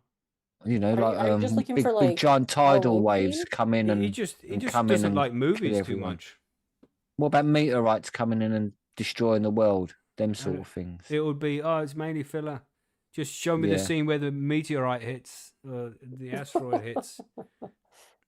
Oh, that's Yeah. funny. That's what kids nowadays What they don't have about, the patience for movies. Knowing, in it, the where he knows the end of the With world's Nicolas Cage. coming. Yeah. Fuck. Who wants to watch a Nicolas Cage movie? Fuck. Oh God. He's like the Nickelback of movies. Fuck. What about War of the He is Worlds? Then kind there's of. no sex scenes in that. That's just aliens Does he Yeah, but like that's Tom killing Cruise. documentaries? people. His No, favorite the old movie is one. Titanic. He loves Well, Titanic. but the original one Oh, he was from does. like the 50s. The original War of the Worlds. No, I From don't like the think night it's- out. I don't think Have it's a in look. there. No. 1953. Available for rent on Prime Video if you want it. No, not renting anything from Prime Would he Video. would he like something like Shawshank Redemption? That's like a classic. No, but because that's a bit graphic at points as Yeah, well. but that's a Is big it? green mile though, isn't it? Yeah, he gets molested by the sisters. Remember, Margaret? Oh, You're gonna open your mouth, and I'm gonna give forgotten you about something to that. swallow. I said, you better Oh. swallow. Well, I'll give you to swallow. Yeah. And then Oh, he beats him yeah. up with a film canister. when he's in yeah, That's okay. right. That's right. That's Shaun of the Dead. Anybody get it to you yet? You know? Shaun of the Dead. Shaun Yeah, of the that'd Dead, be classic. Classic. Yeah, see, how about yeah, exactly. Shaun of the Dead, mate. But does he Can't like go does he wrong like with that. documentaries at all or no? Not really. No. It's up the Oh. YouTube generation. Talking I of saw a shit really like good that. documentary on YouTube. It was called Listers, and it's about extreme birding. And it was surprisingly good. Extreme birding. Birding. It That was called sounds like a Listers. Is that what you were doing last year, Margaret? The extreme birding? yeah. No, I realized by watching this documentary that I am a huge Sa- amateur. Anybody with that Merlin bird app Sounds is like a considered cousin an of amateur. dogging. I'm off birding. It's a little different, It's actually PG friendly, so you could show your Okay. son this movie, Macky, you'd be fine. But it's interesting if you're into finding out what extreme birding is like. Free on YouTube. Nice. Yeah. It's a recommendation from Margaret there, everybody. I've been looking into this 3-eye atlas thing, though. Anybody looking into that? What Yeah, is of it? course. It's funny. 3-eye atlas, man. It's this comet that could be. It's the an alien third spacecraft. interstellar object that's entered like our solar system from outside, and it was discovered as far as by we know, that's the Atlas the third we've seen. telescope in Hawaii. Yeah, and it's It's doing the third things one that are we've not normal seen, compared to comets. What they how Give they it the usually wrong act. cloud, coloured Yeah, clouds. and the wrong because one of the things Going he's the doing wrong way. is comets give off the tail in the opposite Mhm. direction of the sun because of solar Mhm. winds and shit, and he's always in the opposite direction of the sun. But apparently, this 3-eye atlas is setting off a tail in the same direction as the sun, which never happens. It's like water running uphill. This doesn't happen when it comes to comets. So it's acting very strange. It's also the wrong color cloud. It's supposed to be green, but this is more blue or something. I don't know. There's so much into it. It's just not. It's got Interesting. something to do with reds Same and way. greens and And all it- that as well. It's coming from Sagittarius, from the direction of the Sagittarius constellation, where the WoW signal came from in the 70s. So that's an interesting point as well. And also, it's on a 5-degree. I was going to say it's on a path strange the ecliptic. trajectory as well. Yeah, Yeah. It bypasses too many things at close range, like it's observing them rather than just Mhm. passing through. It's like a Interesting. calculated pathway. Mhm. Yeah, it'd be well interesting. So It aliens probably could is be just like a comment. spying on us. But you know, the fact that it might not be is very interesting. Yeah, You know what I mean? so better get Huh. prepping just in case. Because Get you your got to do they think, claws in. It's like coming closer very soon, so we can well, see it it. went past Mars, and like the 15th of October, it's gonna be around the other side of the sun sometime in December, and then it will leave. It's already been as close as it will be to Earth. I think it's not going to get any closer than that. Now it's behind the sun, so we can't actually see what it's doing. But we have to wait until it comes around the back of there to see what's going on. Yeah, it's going to come flip round to the sun, break, and then aim its beams at us. Mm-hmm. That's what That's they reckon. interesting. Yeah. It's interesting, but the only information we get is from the establishment essentially, and they wouldn't fucking tell us. Remember that movie Don't Look Up? You know, they wouldn't Yeah. tell us there's some asteroids coming here to smash the fuck out of us. They'd be like, "Oh no, just ignore it." Innit? You know what I mean? Oh, It's not by the even way, you're there. going to die in 3 months' time. You know what I mean? Oh yeah, this thing's coming in 3 Yeah, months. but that might be good for the economy. Very If true. we all knew we Very- were going to I die, we'd suppose, just be yeah. Not if we spending our start money. burning everything down. I just think people just go and buy a bunch of shit, travel, do all kinds of things. But maybe it's aliens. Maybe it's aliens. Could be. Could be. What There's the- that very small possibility. Yeah, but to them, we're the aliens. True. True story. Yeah, you see. Yeah, Yeah, I think it's very we are the interesting. aliens. Mm-hmm. But it's probably just something to keep me entertained. I don't think it's going. You know, it's going to be this time next year. We're going to be like, oh yeah, remember that rock that they made all that big deal about? Yeah, it was nothing. Yeah, it always up to be nothing. What can you do? Yeah. Yeah, us Maybe from the they're future. ninjas like the I song. thought the Candyman in the chat there says us from the future. I thought about that, or maybe it's us from the past. Maybe 200,000 years ago there was an advanced civilization. Maybe 500,000 years ago there was an advanced civilization. We sent something out there into the universe, and now it's coming back, and that civilization is just long gone, and we don't have any proof of it.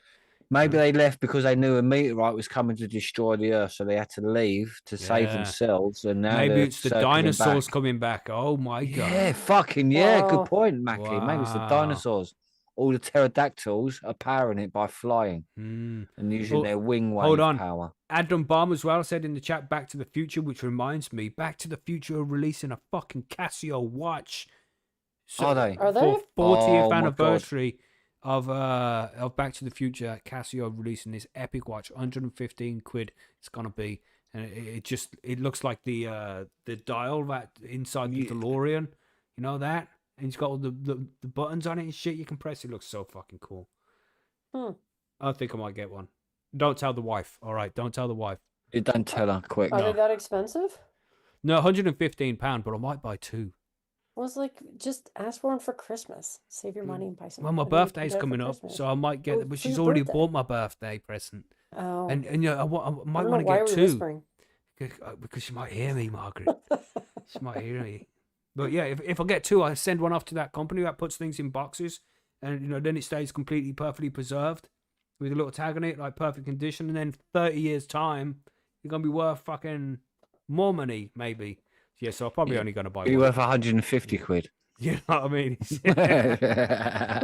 I'm not gonna buy one. I'm not doing it. I'm not. I'd like one Yeah. so much though. Yeah, They yeah. look so nice. Have you seen the new Atari handheld as well? Yeah, I don't like them kind of things. For No, them nor do I, old but- school consoles, I like old school consoles, not remakes of them. Yeah, that's why I was just Oh. asking you if you'd see it. But yeah, it's not that great, is it, to be honest? No, I told my mate I got a SNES, and he's like, "I should have just got one of them SNES minis." What the fuck I want a SNES What? mini for? That's do I not wanna- SNES though, is it? You know what I mean? It's not a SNES. My SNES a is mini. 30 years old. And that's what I like about it. The fact that it's so fucking old now. It still works. It And it still still works, works. man. It's so Great. fucking cool. So fucking cool. Yeah. But yeah, I love my SNES. It's a great toy. Glad I bought it. Great control pad as well for the games. And that's another thing. I bought a second controller, and the start button wasn't working on it. I messaged the guy on eBay. I'm like, start button isn't working. He's like, oh well, I can give you a partial discount, or you can go through eBay for a refund. I was like, oh, fucking forget about it, man. I'll fucking fix it. So then I took it apart and I cleaned the insides with isopropyl alcohol. Start button fucking fixed. Yes. Nice. Get in. Genius. Genius. Get in with the ISO. You know what I mean? ISO man to the Somebody rescue. must have spilt a drink in it or something at some I'm point. gonna light up a joint for that. And I got a new controller for my Master System, and it's got teeth marks in it from where somebody bit it. Teeth marks. Wow. Yeah. That was a competitive game whenever they were Is it? playing. Yeah, or a child maybe. Some Well, kid yeah, come yeah. along and Well, bit it just it. reminded. I remember being young and playing these consoles, and I remember biting my controller once. A little savage, like, "Ugh, fucking game. Probably playing that ninja game. Oh god. Yeah. Anyway. Yep. Anyway, we should get back to the cannabis stuff now. Good smoke break, everybody. Good smoke break. Chatting some random shit. Does anybody need to get a drink before we go? No, No, I'm I'm good. professional You're and I good? bring mine up here already before. No, me too. I just get a big pint glass of water, and that lasts me the whole show. Cause Oh, right. fucking Water? boring. What happened to the boring. whiskey and the weed, Yeah, mate? that will be back on November 1st. Don't worry about that. Yeah. Okay. Let's go. I'll just light up my joint. One sec. The music's playing.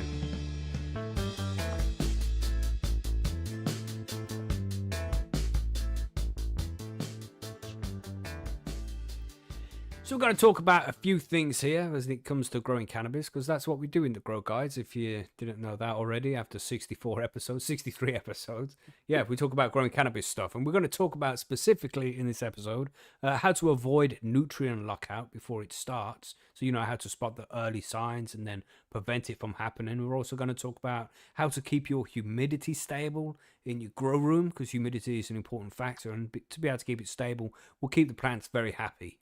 We're also talking about how to read runoff. Last week we spoke about how to collect runoff, efficient ways to do that. And then we're just going to talk about briefly how to check the runoff, the pH and the EC, to know what's going on in the medium of the plant as well. That's another thing we're covering.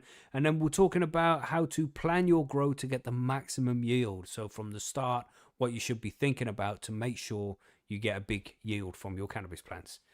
That's the plan. That's the stuff we're going to talk about in this episode. And of course, we have some listener mail questions to get to near the end as well. So stay tuned for those. But for now, let's talk about nutrient lockout, which is, just in case you didn't know, this is when there's so much nutrients in the root zone, the roots essentially get blocked and then it can't absorb any more nutrients. So it's locked out, you know. This can happen through pH issues as well. If the pH isn't in the correct range, then it can lock out the nutrients as well. Essentially just not letting the nutrients into the roots.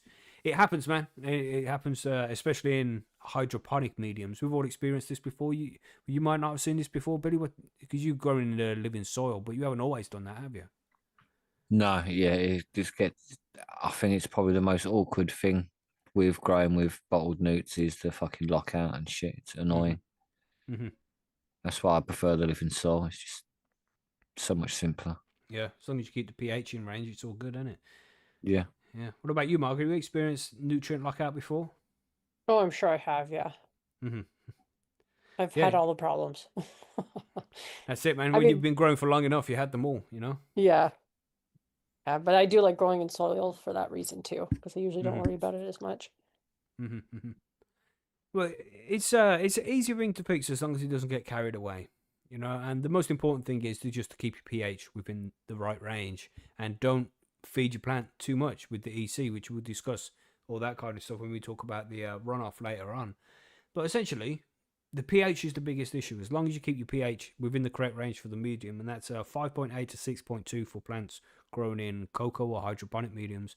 And then if you're growing in soil, 6.5 to 7.5 is usually fine for soil grows as well. It can go a little bit outside of that range depending on the quality of the soil, but you want it around there just to keep the plants happy. And if it starts to get off, well, you need to recorrect it, which is easy to do in hydroponic mediums like cocoa, where you can just water the fuck out of the plant until the pH of the medium is changed back again. So, you know, you just prepare some feed as you usually would, adjust the pH to 5.8, and then just water the fuck out of the medium, and it will balance back to be 5.8, and then the nutrient lockout is gone. Then, you know, it's not locked out anymore because it's within the correct range. You know, but soil's a little bit different. If you're gonna have this problem with soil, you don't want to water too much because you can wash nutrients out of the medium if you're watering too much. You can waterlog the medium, and then the plant's going to be overwatered, so it won't be happy. So, you know, you have to be a little bit more careful in soil. What would you do, Billy, if you got nutrient lockout in your soil? Um, I don't know, to be honest, because I haven't come across that issue. Hmm. I'd probably dial someone. I'd phone a friend. Right. What about you, It's a good Margaret? answer. Well, Yeah, I I'd suppose you. probably call for a lifeline too.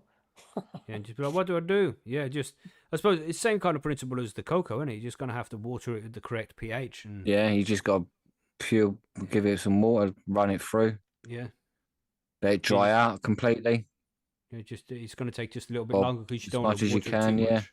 Yeah. yeah, just let it dry out as much as possible, I suppose, and then just pure water. Make sure there's nothing in it. Worms, add some worm shit into it, maybe into your Mm. water. Mm. I Maybe. don't really have that issue, so it's difficult to. Yeah. I mean, because In living it's the soil. plant that's doing it rather than the soil. Yeah. That's it. Have you never overfed your plant, like, but added too much reamendments and shit? No, because I'm smart. Right. That's up for debate, bro. Is it? Well, you know what I mean. I was smart enough at the time with that with the soil. Yeah, man. So yeah. I think it's being understanding what you're doing before you're doing it is the key. Really, that's why I haven't had Mm-hmm. an issue. To be honest, is Yeah, yeah. because I've thought and looked about it, asked about it beforehand, rather than had the issue and think, oh fuck, what's going on here, sort of thing. Yeah. But yeah, in the past I have because of using too much food in it. Then you're having Mm-hmm. to dial down how much food is in then just yeah. Yeah. So yeah, So, that's about it really.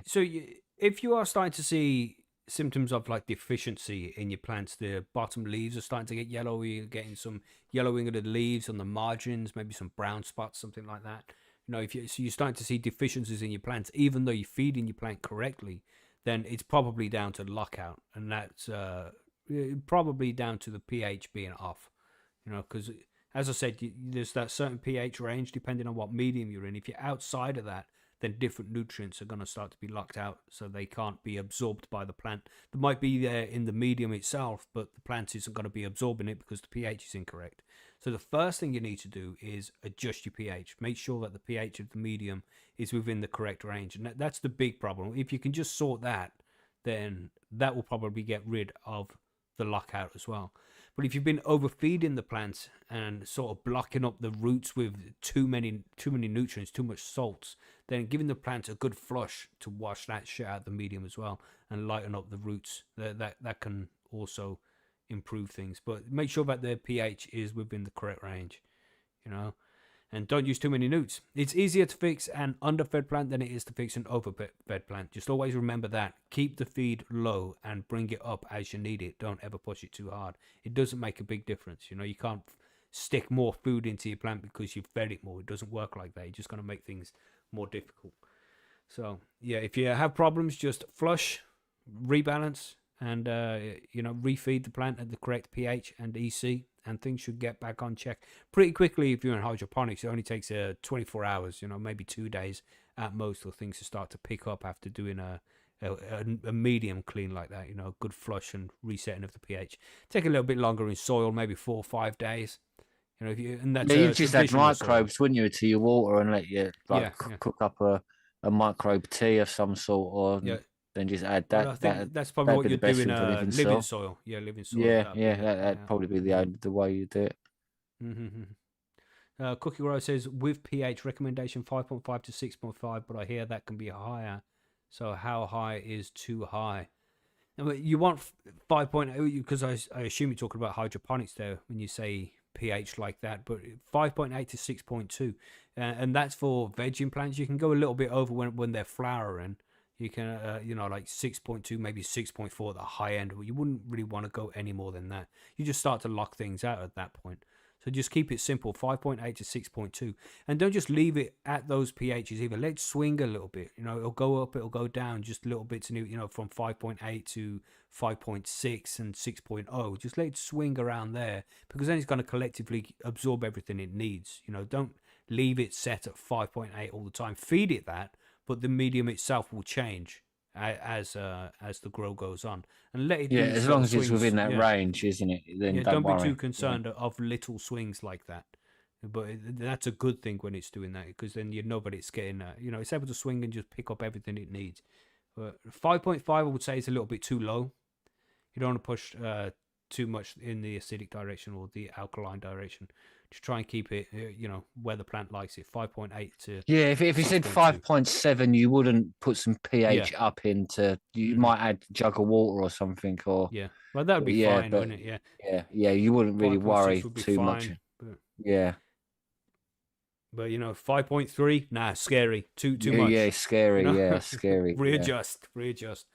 And there's charts over on Percy'sGrowroom.com and all over the internet. If you just do a search for cannabis pH chart for soil or for hydro, then you'll see specifically what nutrients get locked out at which range. At where it starts to get locked out. This is why people see zinc deficiencies often, because zinc gets locked out at a real low pH. So, yeah, just find out one of those charts, and then you'll be fine.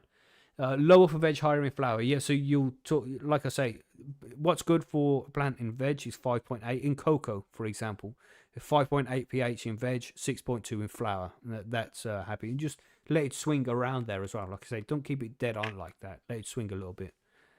Yeah, 5.5 for flower. Never heard that. I've never heard 5.5 for flower. For soil grows, though, you want between 6.5 and 7.5. Around neutral is fine, around the 7. Maybe just a touch acidic. Apparently, the cannabis plant prefers just a touch acidic.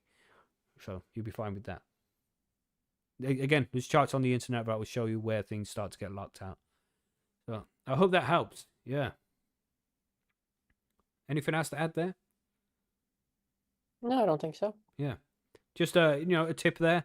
If you do look like you have some kind of nutrient deficiency, before you start adding more food into the medium, think about the plants being underfed. Always check the pH first, because it's probably the pH being off before it's the lack of food. If you're feeding the plant properly and you're using the suggested feed, then you're probably not underfeeding it. So just make sure you check the pH before you add more food. Make sure that's correct first. Next up, humidity. Yeah, how to keep humidity stable. You want to talk about humidity, Margaret? Sure. So humidity, how to keep it stable in your grow.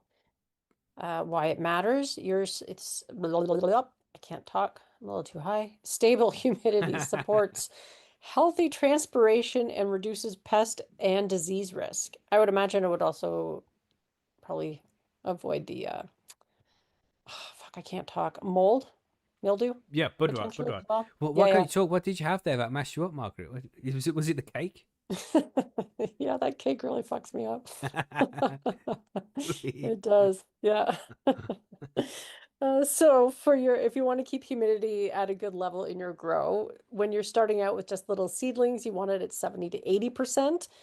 During your veg period at 55 to 70, and during flower 40 to 55. So obviously it starts out higher and decreases over the course of your grow. And you can control it through humidifiers, dehumidifiers with the controllers, consistent airflow, and managing your watering habits to avoid spikes. Mm-hmm. And you can also put in like humidity trays or silica packs where needed, which I've actually never done that before. And VPD management is just as important as RH. Temp and humidity work together. That's right. Yeah. Yeah. Do you use humidifiers or dehumidifiers, Margaret, when you grow indoors? I haven't to this point, and as I was like talking about this, it was making me think that I might have to look into that when I do my next grow, because I just harvested my outdoor grow Oh, nice. last Monday. So I'm thinking about maybe moving indoors soon. I'm not sure when, but yeah, So I'm gonna have to think about that. are you hanging your stuff indoors? I am, yeah. Are you monitoring humidity indoors where you're drying? Um, I haven't been, no. No. Oh, I you got a probably fan blowing around though? should. Yeah, Yeah. yeah, The fan's the important thing. Making sure that there's enough air circulation to make sure there's no stale air pockets, yeah, because that's where the yeah, mold will grow. right. I remember buying a dehumidifier. It was like 150 quid, and I used it like 3 times, and then never used it again.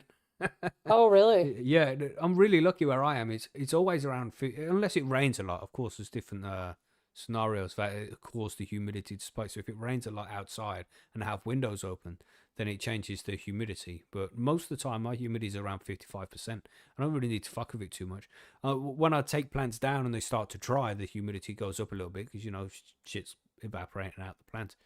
But most of the time, it's just stuck around 55. I don't need to deal with either humidifier or dehumidifiers. What are you saying, Billy? Because you're in Cornwall, and it's quite humid down I there. could There's a I lot of could fog. probably use a dehumidifier now and again, but it doesn't. Where I'm situated, I'm lucky. It isn't too bad, Hmm. so I'll get away because I've got good circulation in my tent, good airflow, lots of space. You know what I mean? It Hmm. doesn't really need it. I maybe need it in the hallway rather than actually in the tent more Yeah, than anything. So yeah.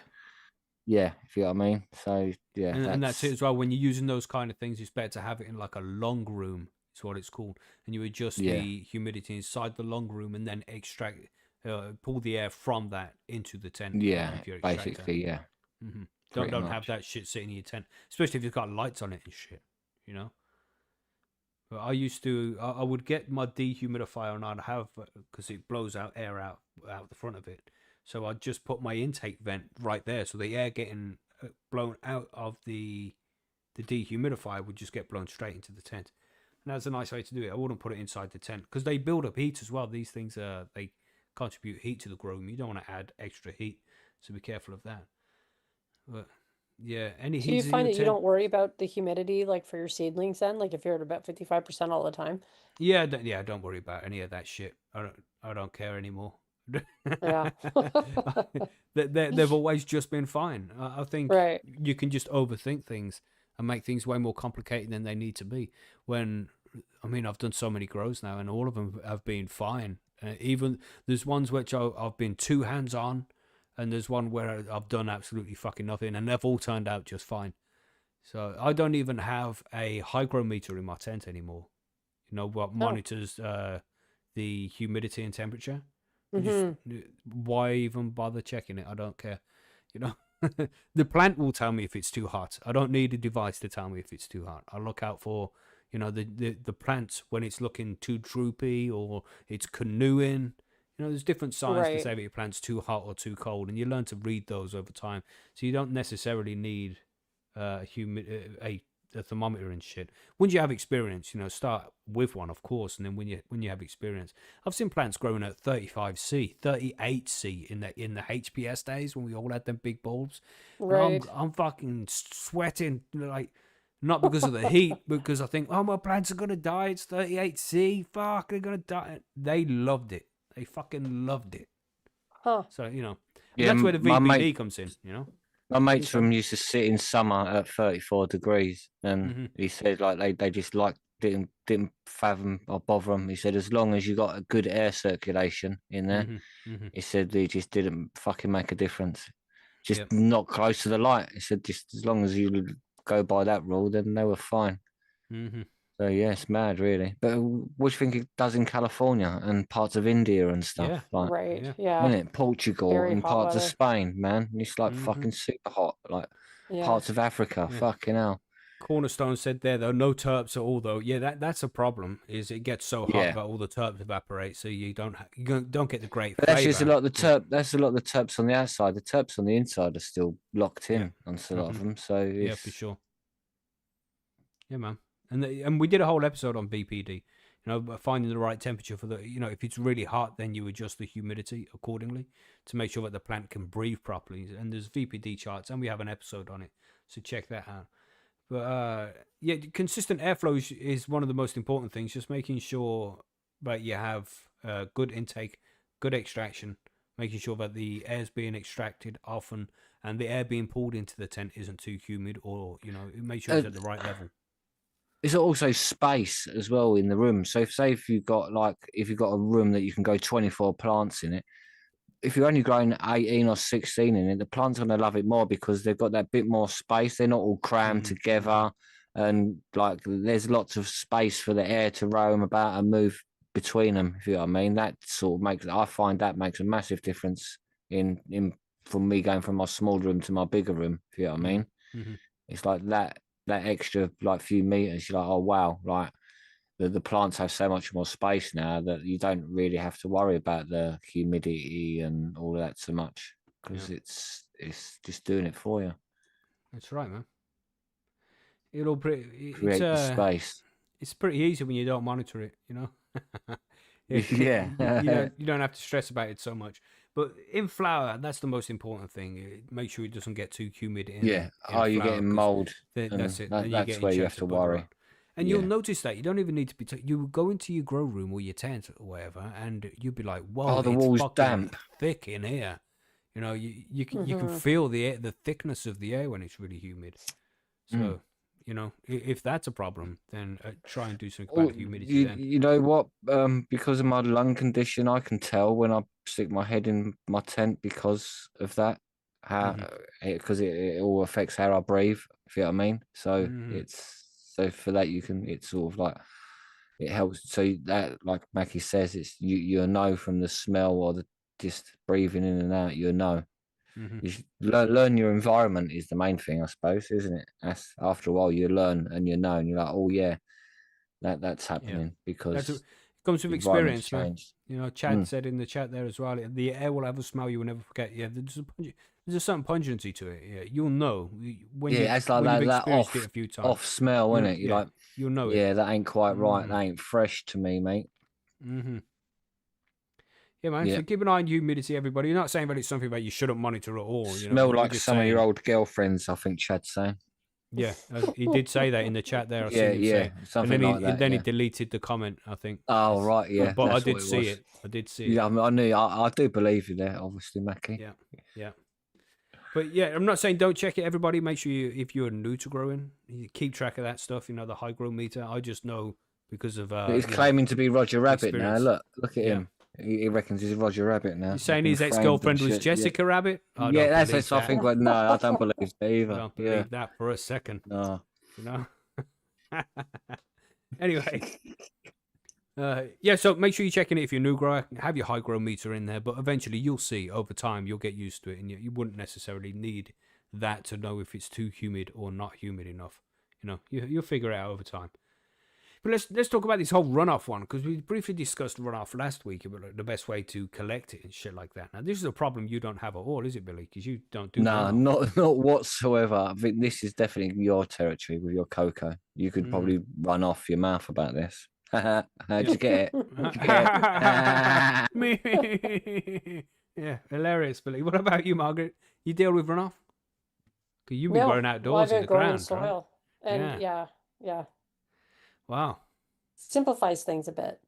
It does definitely. Living soil is definitely the way to go for simplicity, I think. But it was just never an option back in the day. It's only over the last few years when living soil has become so easily available the way it is now. You know, the last 5 years or so. Before we Mm-hmm. were stuck with ordinary soil or hydroponics. You know, but for cocoa and hydroponics, especially when it comes to runoff, it's a great way to tell if your plant is being fed too much or not enough. It's really just as simple as that. Say, for example, you're gonna mix up your feed, your A and B, with some CalMag, and you're gonna pH it to make sure it's at the 5.8. Like you're growing cocoa, for example. So then that's what you usually do. And you say you mix it all up. Just for example, you're gonna be at an EC of 1.0, right? So you got your EC meter out, you check that. And we do recommend to use EC meter instead because EC meter is standard for like all over the world. If you're using EC, it's the same measurement. But if you're using ppm, they have different scales depending on where you are in the world. So you can't really tell what scale somebody's using unless you're asking them. So EC is used, and it's used in laboratories and shit by scientists and stuff. So that's the way to go, in my opinion. Use an EC meter rather than a ppm meter or a TDS meter. Just go straight for the EC. It'll be a lot better like that. But let's just say, for example, the the EC is at 1.0 and you've watered your plants, then you collected a little bit of the runoff. Now, when you're collecting the runoff, try and get it as it's coming out of the plant. Don't let it sit in a dish for too long, because what happens is that the dish or the runoff tray is going to collect all of the runoff, and you'll collect loads of the runoff, but there's still going to be some left there, and then it's going to evaporate. And when it evaporates, it leaves salts behind. And then when more water's added to it, the salts that have been left behind are going to be redissolved into that water. It's going to give you an inaccurate reading, right? So you want to try and collect the runoff as it's coming out the pot to get the most accurate reading you can. So you water it with the 1.0 EC, and then the runoff's going to come out. You're going to collect it. Then you're going to put your EC meter in it and see what the EC is. Now, if the EC is lower, let's say it's at 0.6, it means you're not feeding the plant enough. The plant is eating more than what you're giving it. Right, so then you're gonna, in your next feed, you're gonna up that EC a little bit, only a little bit at a time as well. Don't be changing it to 2.0. You know, don't be making it crazy. Just 0.2 at a time is easy enough. You know, just a little bit at a time, and do that gradually over a few feeds. So you raise it up to 1.2 instead. Next day, check again, and you'll see the EC of the runoff will rise up just a little bit at a time until you're getting around the same. A little bit less is fine. Say if you're putting 1.0 in, try and get 0.9, 0.8 out. That'll be fine.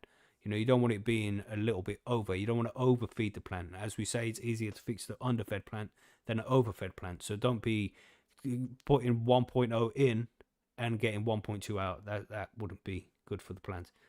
You know, so if it's below, it means you're not feeding your plant enough. If it's above, you're feeding your plant too much. So if you give the 1.0, but you're getting 1.4 coming out at the runoff, it means you need to dial down the feed a little bit. So next time, give it 0.8 instead. And then, you know, just check the feed. It's good to give it a couple of feeds as well, so the medium can balance itself out, and you get a better reading that way. Because if you're just going to keep changing it all the time, the plant doesn't really adjust. So just maybe a couple of feeds in between each adjustment to see what happens in the runoff over a couple of days. But it's as simple as that. And it's a great way to tell if you're feeding your plants enough or too much. And this is one of those things that you don't have. You know, living soil is good and shit, but you don't know for sure if there's enough nutrients in the medium for the plant to absorb. You know, you can start getting deficiencies before you even notice it. And that was my problem when I was growing in living soil. Is I wouldn't amend it properly, and there wouldn't be enough food for the plants. And when I start to see a deficiency, it was difficult to fix. It takes it, you know, you got to amend it, then wait a week before everything becomes plant available, and all this shit. Maybe even 2 weeks before it becomes plant available.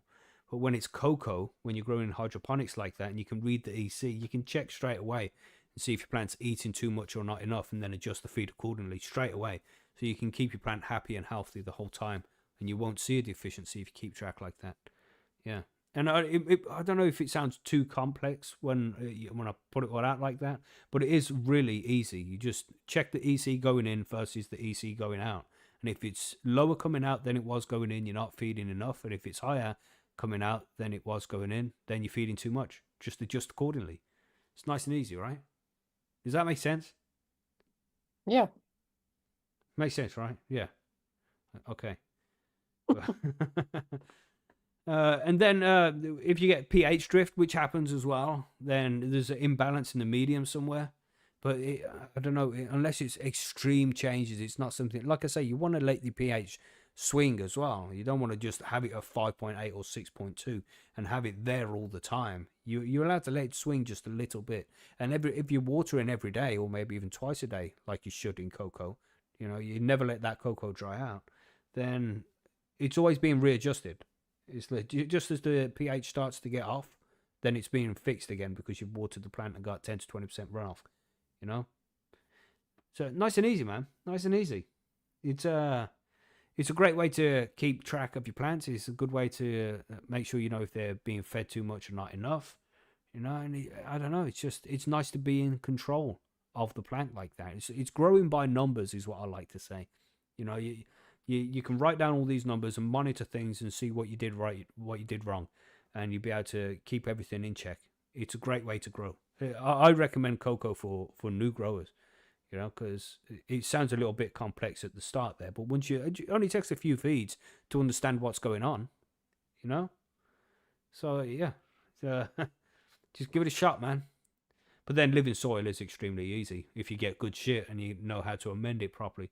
It's a tough one. We didn't have such privileges back in the day. You know what I mean? So anyway, anything to add about runoff there? Hope that all makes sense.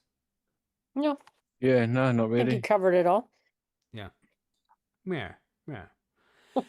Right then, one more. Let's look at this. How to plan your growth for maximum yield, man. Growing for maximum yield is something that I stopped doing a long time ago. As an early days kind of thing when you're trying to just max out your shit. But when you get your Yeah. grow down, you're not really chasing yield so much. But back in the day when you did chase yield, what would you say, Billy? What would your plan be for getting a fat crop on, as we like to say? Well, I suppose really, if you want a bigger yield, it's all about planning, isn't it? And that's As they say, really the what 7 it's, yeah, P's, the prior planning and preparation prevents piss poor performance. exactly. So that's totally what it is.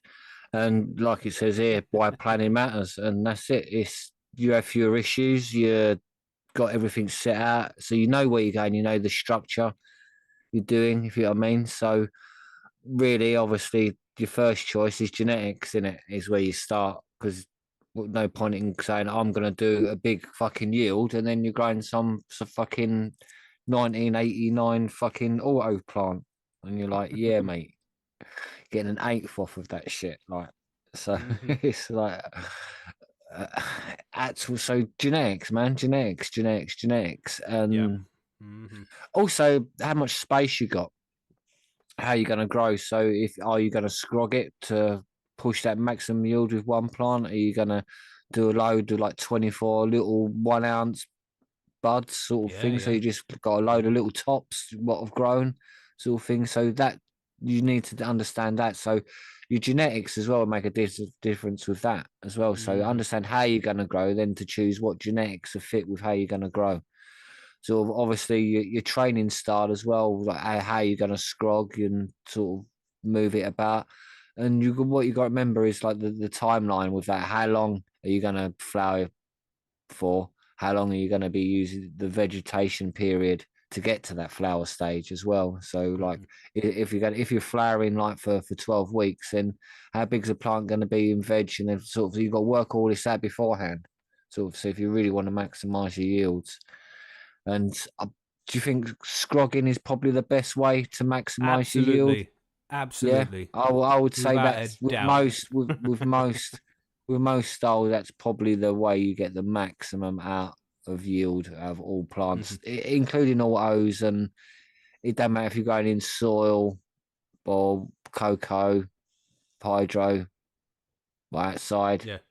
Even sort of Just making the most out of your space, getting the best use out of the light that totally. you have by making use of the whole footprint. Especially nowadays, I mean, because I've been scrogging for a fucking long time. I used to do it with the HPSs in a parabolic shade, but you'd get most of the light in the center of the scrog, and then you'd get light to the edges, but it wouldn't be as much. It wouldn't be as efficient as it is in the center. But now, with these beast LEDs, with these multi-panel LEDs, you're getting the same amount of light, the same amount of the photons, the same amount of shit going across the whole canopy. So you haven't just got the middle getting all the light; it's going everywhere, man. So to maximize the space, get your scrog on, make the canopy as big as possible, and man, that just produces a shitload of ganja. Yeah, that's the thing, isn't it? It's getting getting your environment right first of all. Also, sort of what you're growing in, like getting the right nutrients and how much electricity you're going to use and things like that. But it is mostly sort of just preparation, really. It is really what's going to give you the bigger yield, rather than anything else. It's just doing it correctly, slowly, taking your time as well. So what do you when think, Margaret? What does Margaret think? If you wanted to grow a big crop and get the biggest yield you could out of it, what would your plan be? How would you plan it out? Oh God, I don't have a plan. I don't usually grow for yield. I'm just like, I hope they stay alive until the That's end of my right. until That's they her have nowhere best way to to grow. do it. Her plan is I plant them and hope they fucking stay alive. That's Yeah. right. And that's a Yeah. great plan to have. Indeed. I'm still trying to like perfect, well, not perfect, but like zone in or whatever on my technique to worry about Mm-hmm, like big yields. And also because of what I do, I have a fuck ton of weed anyway, so mm-hmm. I don't That's worry about it. it as much. After a couple of grows, you don't need to chase the yield. Yeah. You know, it's something that you learn after doing a few home grows. It's like I don't want to chase the yield because I've already got too much fucking weed. Yeah. Where am I Yeah, going to put it Yeah, exactly. you all? more You know? you more strain hunting and terpene hunting Mm-hmm, and mm-hmm. just hash making and But other strange Yeah. shit. if I was going to plan for a big grow, I'd do something right for maximum yield. I would go for a DWC grow. I'd grow in deep water culture with big buckets, big res. I'd be using good quality nutrients, probably like advanced nutrients or something like that, because you can get a lot of fucking food into a plant by then. Using those nutrients. Of course, I'd have the nutrient schedule planned out. I'd be using the Sensi Grow, Sensi Bloom. This is from advanced nutrients, and then when the flowering starts to happen, I'll be using Big Bud for a couple of weeks there, and then I'll be using Overdrive as the plant comes to an end. That would be preferable. I'd grow the seedlings out. I'd get a strain like White Widow crossed with Big Bud, because I've seen fucking the beast ass colas that plant produces. That them genes specifically, ridiculous size buds, like 2 liter cola bottles, not like a can of Coke. These are like 2 liter bottles of Coke. The buds I've seen on plants of them genetics is ridiculous, man. So DWC with those genetics, I'll probably have cuttings rather than seeds, because then all the plants are going to be the same. I'm not going to have a short one with a tall one. There's not going to be any phenotypic plasticity. You know, there's going to be it's all the fucking same. And I'd get that shit. I'd grow it 4-5 weeks in veg. I would trim it. I would top it, of course. Then I'll train it into a scrog for 3 or 4 weeks. Depends on how long it takes. You know, get it really trained in there with the scrog until the scrog was 75% full. Then I'd flip it to flower. And of course, you'll be using photo periods for this. You can get good yields out of autos. But if you really want to push it, then a photo period would be best if you're chasing yield. And once the scrog is 75% full, I'd flip it to flower. Train for another week, maybe 10 days, depending on the strain and how much it's stretched. And then that will completely fill out the scrog at that point. When the flowers start to form, I'll take off everything underneath the scrog. Make sure that there's no popcorn buds or leaf or bullshit foliage that the plant isn't even going to use. And then I'd just feed it properly and grow the fuck out of it from there. Let that scrog refill out over 10 weeks. And that would produce a fucking ridiculous amount of weed. I think I got 26 ounces once of doing a scrog like that in just a 4x4. 26 ounces, that's that was a pound, half a kilo. Over that, it was like 560 grams or something. I can't remember. It was a massive grow, and yeah, that would be the way. I think just a 4x4, of course. If you were doing it with 4 plants, that's the way I'd do it. DWC, get the correct strain. Genetics is important, as Billy said. You know, but it's a mistake to chase yield, everybody. It's if you're growing these big plants like that, you're looking at being more susceptible to bud rot and mold, and you're going to lose a lot of it. Well, not a lot of it. Even just a couple of ounces loss takes away from your yield at the end. It's better to grow a medium-sized yield with no bud rot. You know what I'm saying? That would be the best thing to do. But we're talking about just maximizing your yield here. So yeah, DWC, because that grows big fat plants. Stick it in a scrog, because that makes the best use of the space that you have. And of course, make sure you got good light. Good light makes a massive difference as well. Make sure you got the best LED lights you can afford, so the plants are getting plenty of light, so it can make the food it needs to grow itself into big fat fucking buds. But that's it. If you want to grow fat plants, that's how to do it. But it's a mistake. Don't do it. Don't chase yield.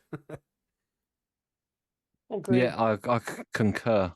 Yeah, just grow lots of quality weed, not lots of weed. I don't know. You know what I mean? Yeah, just nice terpy quality weed, because especially if you're only growing it for yourself, in the end, you have enough weed to play with, so you won't worry about yield because you have enough. I mean, yeah. So if you're a personal user, yield ain't such an important issue. That's right. And if you're anybody not there out to there, be some money grabbing, greed, and fuck like that's it, isn't it? Yeah. It's not about chasing yield because we are home growers. We're not commercial growers. So we're not looking to make as much money as possible in a short amount of time. So we don't worry about these kind of things, you know? Yeah, right, what we're saying. Sorry, who's that in the Probably chat have to there? go on to listen to mail, wouldn't you, and start Yeah, I just listening wanted to to some of mention. these weirdos' questions. I just wanted to mention if anybody wants to chase, if anybody wants to do one of these big grows like I just mentioned, and they want somebody to talk them through it, then we have mentors over there on percysgrowroom.com who will be able to talk you through these grows step by step. And I would be happy to do it as well. If you start up a diary and ask for help, I can talk you through what you need to do to grow these DWC fat buds in a scrog, because I would like to help with something like that because I love seeing them grows, man. They are the best grows. Them scrogs. Love scrogs. Anyway, so No, if the you need best grow help, is your own grow. yeah. But I like to I see know other what you mean. people's grow Yeah. as well. So yeah, let's move on to listener mail then. Are you ready for that? Yeah. I think so. Don't forget, Yeah. anybody, any questions, anybody, find us at percysgrowroom.com. It's free to sign up. But let's go to listener mail. Okay. From Freenugs. Thanks for the question again, Freenugs. Freenugs sends us in questions every week. He's a good guy. Thanks, Freenugs. We have, when growing autos, when should you start the feed nutrients if you are using a soil like Fox Farm or Ocean Forest? I waited until I saw pom-poms around day 32 and I feel it was feeding too late. What is some advice you could give to a newbie who is growing autos for the first time? He's got another part of the question here, but let's just go over this bit. What would you say, Billy? You've grown in soil before, right? Like normal soil, not just living soil. Yeah. I don't know about How long's a autos piece of because string, isn't it? It's yeah, crazy. in a way, yeah. Mm. So it's with autos is a bit awkward because they say whatever amount of time, but they always take a bit longer anyway. Mm-hmm. So you just know. I just go by how brown like the terps are at the end, and trikes are sort of thing. And When to start feeding them? He's talking about. oh right, yeah, sorry, yeah, with feeding stuff. As soon as you see the flowers, I suppose, really, I would sort of. But Well, with living soil, that's when you just want to add. That's when you're at it because it just gives any feed time. So it can break down because you're not really feeding the plant eats it itself, so you're just supplying the plant, so you got to make sure it's there before it needs it. So whenever you flip from veg to flower, really just whack on any amendments you're going to do on it and just leave, and then mulch on top and then leave it at that. Yeah. I think with living soil, anything after that's difficult for the plant to really break down and get to it. You should already have it in the soil for it. You know what I mean? If there's not enough in it and you've got 40 litres of soil, then next time do 60 litres of soil with the same size I plants. think that's important. I think this is why it comes into how long is a piece of string? Yeah, because he's talking about soil like Fox Farm and Ocean Forest here, and this is one of those which you will be adding salts to it at some point. And even though it's an auto, I mean, some people say plant an auto in its final pot, and then it won't get any root stress or all of that. But I think that's bollocks. I always transplant my autos, and they always do really fucking well. 5-6 ounce off an auto. I'd be disappointed if I got less than 4. You know what I mean? And I always transplant mine, and I don't have any problems with it. It's the process of transplanting. When you get transplanting down, there should be no stress on the plant. It's really easy to do. So once you have the technique of transplanting it down, then you won't stress the plant doing the transplant. It'll be easy enough on them. Just don't break the root ball when you're doing it. But I would start off, you got say half a litre, 0.5 litre pot where you're growing your auto in just for a week, maybe 2 at the very most. You don't want to leave the roots to get too long in the pot because that's when you will get issues. But that's going to give food for the first couple of weeks. And then when you transplant, you want to go into your final pot. Now I'm saying like 20 litres, 25 litres, that's 4 or 5 gallons, right? So that soil there is going to have a shitload of nutrients in it as well. As the plant grows and the roots spread out into the soil more, then it's going to get the nutrients that's still in that soil there as well. So you're looking, that's another 3 or 4 weeks. So that may be 6 weeks before you're looking at feeding, but that's going to depend as well. If you've overwatered too much, got too much runoff, then that's washed nutrients out. So that's going to make a difference. If the soil isn't very strong, that's going to make a difference. So you keep an eye on the plants, and because you're using salt-based nutrients as well, the good thing with salt-based nutrients is they're plant available straight away. So you feed that to the plant, and it doesn't have to break it down like with a living soil. It would have to break down the amendments, and then it becomes plant available over a couple of weeks. Salt-based nutrients are available straight away. So if you start to see yellowing, or obviously check your pH first, make sure your pH is correct. But if you do start to see some kind of deficiency forming, then yeah, feed the plant some salt-based nutrients. And that could happen at day 20 or day 50, depending on loads of different factors. So it's important to just be able to keep an eye out for when those deficiencies start to happen. And with experience, you keep growing the same way. After a few grows, then you'll start to know, oh, last time I started to get deficiency around day 32, so I started to feed. Then the next grow after that, it was around day 30. The next grow after that is day 35.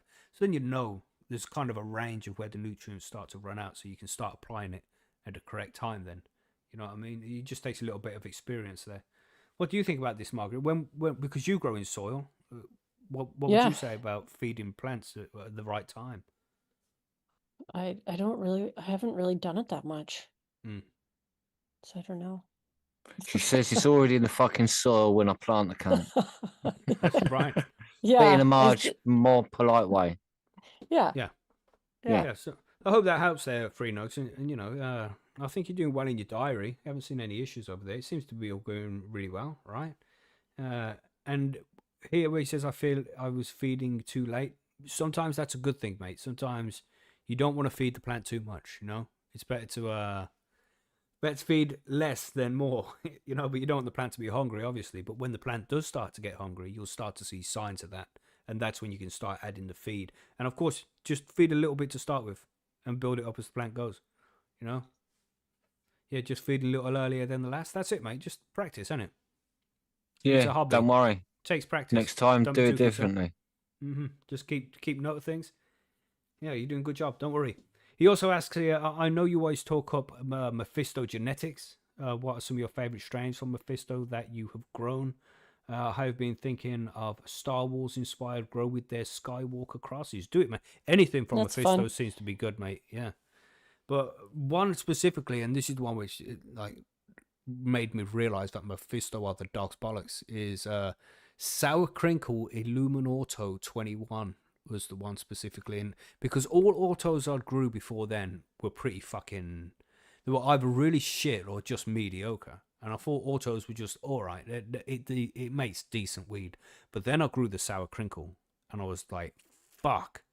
This is some good. You won't get the Sour Crinkle now. I discussed this with the guys at Mephisto, and they're like, yeah, we've got a few of them left. We'll send you some, Macky. And they sent me a pack of Sour Crinkle, man. Fucking buzzing. You know what I'm saying? But they've gone now as well. But that was some quality shit. I love that strain, the Sour Crinkle. But Sour anything. crinkle. Yeah, it was sour grape crossed with something else. I can't remember the genetics behind it, but it was Who did the so lemon tree? nice. The lemon tree's Barney's farm. Oh, right. But yeah, that So if- Illuminauto series, very nice. If you want some Star Wars weed, you can grow some THC 3PO. Is that one of theirs? Yeah, I don't know, but I just Oh, made it Should up. be. Then you It should should definitely be. suggest that strain to them. Yeah. There you go. Yeah, good. Cookie got asked as well. I missed the question. I forgot to answer it, but he asked, "Do you top them, Macky?" Yes, I always top all of the plants I grow. All of the plants, just once. That's all it needs. Even autos, photos, everything. I'll treat autos as if they're cannabis plants because they are cannabis plants. I transplant them and I top them and do just fine. So yeah, but Mephisto Genetics, that Forgotten Strawberry was so good. I forgot what it was called. You know what I mean? So that's another good one. But I haven't grown anything bad from Mephisto yet. So man, just experiment with as much as you can from their shit and figure out which one you like the most and grow that. Everything's good. Yeah, that Alien versus Triangle is a good one as well. So many good ones, mate. Just get stuck in and fucking enjoy them. Lots of great genetics from Mephisto. Anyway, with that, Lobby Lobster's got one. Hi on Homegrown Crew. Quick question with living soil brands such as Eco Thrive. The website said they are good to go straight from the bag, but to be safe, would you cook still a few weeks before growing. Also says they are fine for seedlings, but would you use a potting mix for the first few weeks still and transplant even if running autos? Also, next question, most important question: when can we expect an interview from Anne Lesby? Interview we are all waiting for. Anne's very busy and she expects a fee. She charges like how much is it, Billy? £50 an hour? No, Is she it? charges me more, mate. How did you get them Oh, rates? oh, because Oh. I'm a pretty Oh boy. yeah, oh yeah, I See? suppose, yeah. You get pretty boy rates. I forget That's about right. that. That's Yeah, right. yeah. But yeah, don't know about that Anne Lesby interview, but we'll try and answer your other question, Well, Robbie. yeah. I hope that's okay. But this is they're talking about living soil here, Billy. What do you think about this? Well, you can, but it depends on each brand. The living soil, like Dr. Organics I use, you go straight into like seedlings straight way into it. I just have a little of the pots, if you know what I mean. So it wouldn't matter what size pot it is, any either. So yeah, the only thing I would say is when you get it straight out the bag, just make sure that it's got the right moistureness to it, if you know what I mean. It's like moist. So as long as that's right, then give it a good fingering and see how moist it is, and that's it really. Just and then you're good to go. You can let it cook if you want. It's probably best to if you really can, just in case, sort of thing. But you Would it don't not need be to leave it a like couple of pre-cooked in weeks. the bag? Yeah, pretty much. Yeah, it would have been done, but gone through Right. that stage from when they've made it, and so yeah, you could go straight from the bag if you really wanted to. Or But could you add your own yeah, stuff to the soil and then cook it? yeah, I would maybe sort of like put the soil in your pot and then prepare some water for 24 hours with some fucking enzymes in it and all that shit, any worm shit you've done. Leave it for 24 hours, water it, leave it for a week to dry out a little more, and then whack your fucking shit in it and then go, sort of thing. But Sweet. yeah, it depends on how your own time scale. Yeah. But waiting that extra week ain't gonna make a difference in the long term. It might seem like it will, but it really won't, sort of thing. So yeah. What about you, Margaret? What would you suggest here? Because you use your own soil you've built, right? Yeah. Although I haven't, I probably need to make some more, and I don't know if I'm going to get around to that very soon, so I may need to buy some. Boo. But I don't know. I've used living soil for seedlings, like to pop, like after they've, and sometimes I wonder if it's too much. I think it's too much. When I've grown Yeah. in living soil, I killed some seedlings by planting them straight into the soil. It was just too strong for them. So I would always Yeah. recommend get some cocoa and the soil and mix it 50-50. And then there's Right. plenty of, and put them in a smaller pot. Because then it's easier for the plants. You don't want the seed. 'Cause I put the seedlings into the soil, and then there's no sprouts after a week, and I go check in, and you see the seed cracked and taproot came out of it, but the tip of the taproot was just like brown and stopped growing. And I Yeah. assume it's because the soil was just far too hot for it. So I just think it's easier, especially if you're buying seeds and you're paying between £5 and £10, Good money. $5-10 a seed.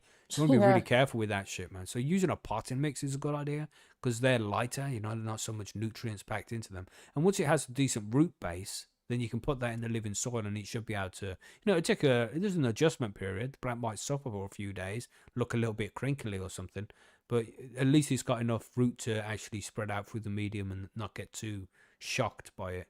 So I would say just do a week in either a potting mix or get the cocoa and soil mixed together 50-50, and that should do just fine, Yeah, Karen from Human Resources just wrote to me saying like you need to apologise to Margaret about stressing her out for causing undue stress in the workplace about her living soul not being done, making her stress that she can't do it now. She may have to buy some, costing her money.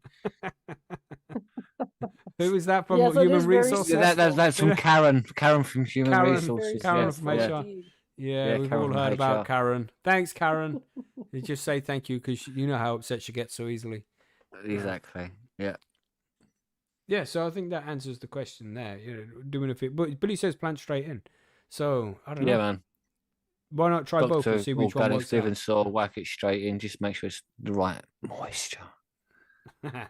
Yes, very nice, Billy. Very nice. And no Anne Lesby interview just yet. She's a very busy lady. Right, we got still got a couple more. We'll get through these as quickly as possible because we're going to run over time if we go too long here. From Firetop, I hope everyone is cool. My question for the show is there a way to cover the smell of grow without using a carbon filter extractor setup? I don't have an extractor or anything like that since I've only grown micros. I've never stressed about that smell before. You should be stressed, bro. You got to be careful with that.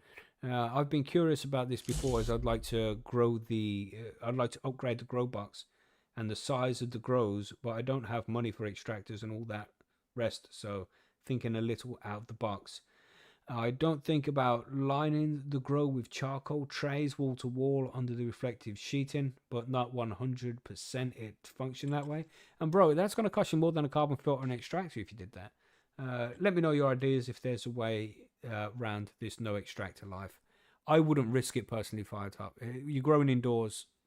You definitely need an extractor, at least an extractor, to make sure the air keeps getting refreshed. Otherwise, the humidity is going to get too high, and you're going to look at getting mold. That's bad. And then because you're in the UK, you have to cover that smell, bro. Somebody smells that shit, man, they're going to come Even looking. if you don't necessarily want your whole house smelling like weed. Mm-hmm. And you don't want the wrong people smelling it. Come and steal it. Yeah. It's not just authorities you need to be worried about. It's the BMX bandits, as I call them. I'll be worried about them too. You're talking like £100 as well for the whole setup, for like the fan and the carbon filter. Yeah, you really and they should, do work. do that. They definitely So work. they definitely work, and they make a massive difference. But Yeah. you ain't got to be thinking of spending like £300-400 on one. Mm-hmm. I mean, people get these ozone machines, but they're very expensive and they're just not safe to be used around humans either. So that's not recommended. The best option you have, mate, is to get a filter and an extractor, I'm afraid. It's pretty much the only option. You know what I mean? Yeah. Yeah. It's going to be, £100 maybe.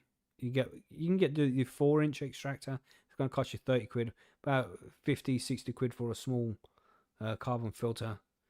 So, man, and it's better to have that. Otherwise, you're going to be paying for a new front door anyway. And front door going to cost you a lot more than an extractor and a filter, mate. Real talk, bro. Be careful. Be careful out there, man. I mean, and then when it comes to covering the smell, when we're in flower and shit, if you just spray an air freshener around the place all the time, fuck knows what they have inside those air fresheners when you're breathing that shit in. But that's going to be landing on your buds. Yeah. A lot of it's not good. Yeah. You don't want that landing on your buds because you'd be smoking that. Going to have heavy metals and all sorts of nasty shit in it, mate. So you have to get that filter, man. Have to get that filter. You have a toaster by the front door with burnt toast in it all the time. That also does work, I suppose, to a degree. Your house will smell like burnt toast and weed. Mm-hmm. Every other day I'm harvesting tomato cookies, so I'm over the fucking things. Yeah, harvesting tomatoes. Oh, he's talking to Cookie. Okay. Tomatoes cookie. For what strain is that? Okay. Anyway, I hope that helps, Firetop. Just be safe out there, man. Mate, set you up and send you 20 onward. Set up a fund me. We'll send you 20 towards. Okay, yeah, DC Smith said it will help you out there, mate. Yeah, I'm sure we can figure something out over on the forum, bro. We'll be able to figure something out. Right, so last one from Filmy Bowls, just quickly here. Looking at my fish looking at me. I wonder if I take bong hits and blow bubbles with a straw into my fish aquarium, will I be able to get my fish high? That's a good question. Fish are vertebrae, right? They have backbones, and animals with backbones tend to have an endocannabinoid system. So I would assume that cannabis would also get fish high, right? Yeah. Yeah. We don't really know until Filmy Bowls actually does it. That's right. We should be asking you this question, bro. Yes. Yeah. What happens when Filmy Bowls blows bong water or bong smoke into his fish tank? Do it. No, don't do it. No, we don't promote animal cruelty. Sorry, everybody, because on YouTube, you gotta be careful. Don't be blowing smoke at your fish. That's a terrible thing to say, Phil. I'm but just how rubbing can my you- thighs at the thought of Phil blowing. Oh, Ooh. But how can oh. you tell when a fish is high? I don't know. It swims upside down. It's gonna have an even short-term memory. So they say fish got 7 seconds short-term memory. Maybe it's gonna gonna go down have to like 4. 3 seconds. Yeah. Yeah. Yeah. But when you ask a fish's name, he normally goes Bob. Brilliant. Right. Brilliant. I don't know. It'd be interesting to try a little experiment. No, Yeah, that'd be cruel to fish, though, wouldn't it? So, like, you have guess the maybe- RSPCA and all the Maybe you like, just have to do it with like a balanced animal strain, people. like a Yeah, better CBD on you. THC ratioed strain, so that they're getting the benefits of CBD too. Or maybe Do they have an you can- endocannabinoid system because they have a spine? Yeah, I think so. Yeah. But maybe you could turn the fish tank into a big bong, and then Yeah. bong through the fish tank, Just bong through the fish tank. Yeah. and then you could be Oh. like, "I was just Or they using just it do as a bong." a small, just one goldfish, and Yeah, you you have just try one. with the You have goldfish. one in a bong that don't get hit, and then one in a bong that does get hit, and then you Right. side by side experiment in it. See which one lasts longer, grows bigger, has more Mhm. brain capacity. Good luck, Phil. Let us know how Yeah. it goes. Yeah, Let let us us know how know, that works yeah. out. Glad we can at least answer one of these questions. But yeah, and you get that Bob joke there. I got a joke, Billy. Billy, knock Oh knock. no! Who's Don't there? say who's there. Oh God, Margaret, why'd you do Oh. it? Sorry. That's Europe. the trick. You should- Europe, who? No, Billy, you're a poo. Oh God! There we go. There we Uh, go. Joke of the week. Fucking have That's it. not too bad. Yes. That's a dad joke It for was. sure. Genius. bad. Genius. Hit the like button for the joke there, everybody. It was so good. Europe. Europe who? That's right. I did get a message from Dave though. Oh, what's Dave saying? Yeah, quickly Yeah, before we move on. Dave says, like, dear readers' wives, I've already told you about not reading things correctly and made a mistake with the gagging order. Well, this time I should have listened to my mate properly when he offered me his master baked biscuits. Bloody horrible, and they're salty as fuck. Brilliant. Do you get it? It is master baked biscuits. They were master baked. Yeah, so Brilliant. listen carefully, guys. Listen carefully. Always read the label. Always read the label. That's right. Thanks for that. Be I hope you're careful with feeling them better, master baked Dave. biscuits. I hope you're feeling Yeah. better. Yeah. Okay, so let's go to the outro. Ready to go? Oh yeah, let's go. Yeah. Let's go. Let's do it. Do we start dancing or something? Yeah. I'm new to this. I'll get my other sock on then. Oh, fuck yeah, now. Smee says, you dodging my question, Macky. You put it too late. You did there, Smee. Oh, I don't know. Yeah, Smee put it. You could do it in the after show. Where is it? Here, it's in the fuck. I'll read it to you. Is it in the chat? Is it? A question for Billy. He Oh, says, God. I have a Don't foreign ask friend called, good luck, Macky, in brackets here. I have a foreign friend called Mr. Slipped Me Dickin.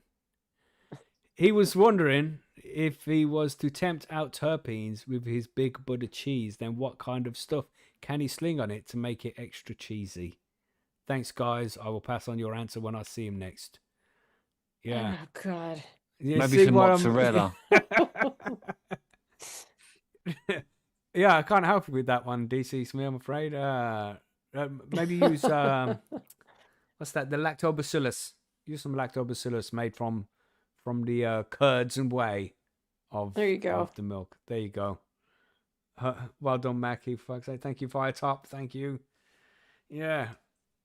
Anyway, I'm always But if the question What a isn't in smeghead. before, Did you get what a smeghead. it? Brilliant. Thanks for that, Billy. all right, Fuck no yeah, problem. no. Anyway, good show. John should be back next week, everybody. He should be done with his mission, ploughing the fields and collecting beets. Yeah, He's playing Farm Simulator 25, and we all know it. that's right. Farm How, Simulator how else? 25. How else could he appear in the chat while we were doing this show if he That's wasn't? exactly. Farm That is Simulator? Exactly. a very good point there, Margaret. Yeah. That's a very good point. Yeah, we're wise to his tricks. Oh, Viking just said there, don't forget there's an extra £100 saving on Jet 2 holidays. There we go. There we go. That's where John's gone. He's gone for his He's on a farm Jet 2 simulator, holiday. Jet 2 holiday, yeah. That's so funny. Jesus. Yes. Well, good show, everybody, and thanks everybody for the questions. Don't forget to send us some news stories and stuff as well. We'd appreciate that too. But next week, don't forget, it's going to be a little bit different.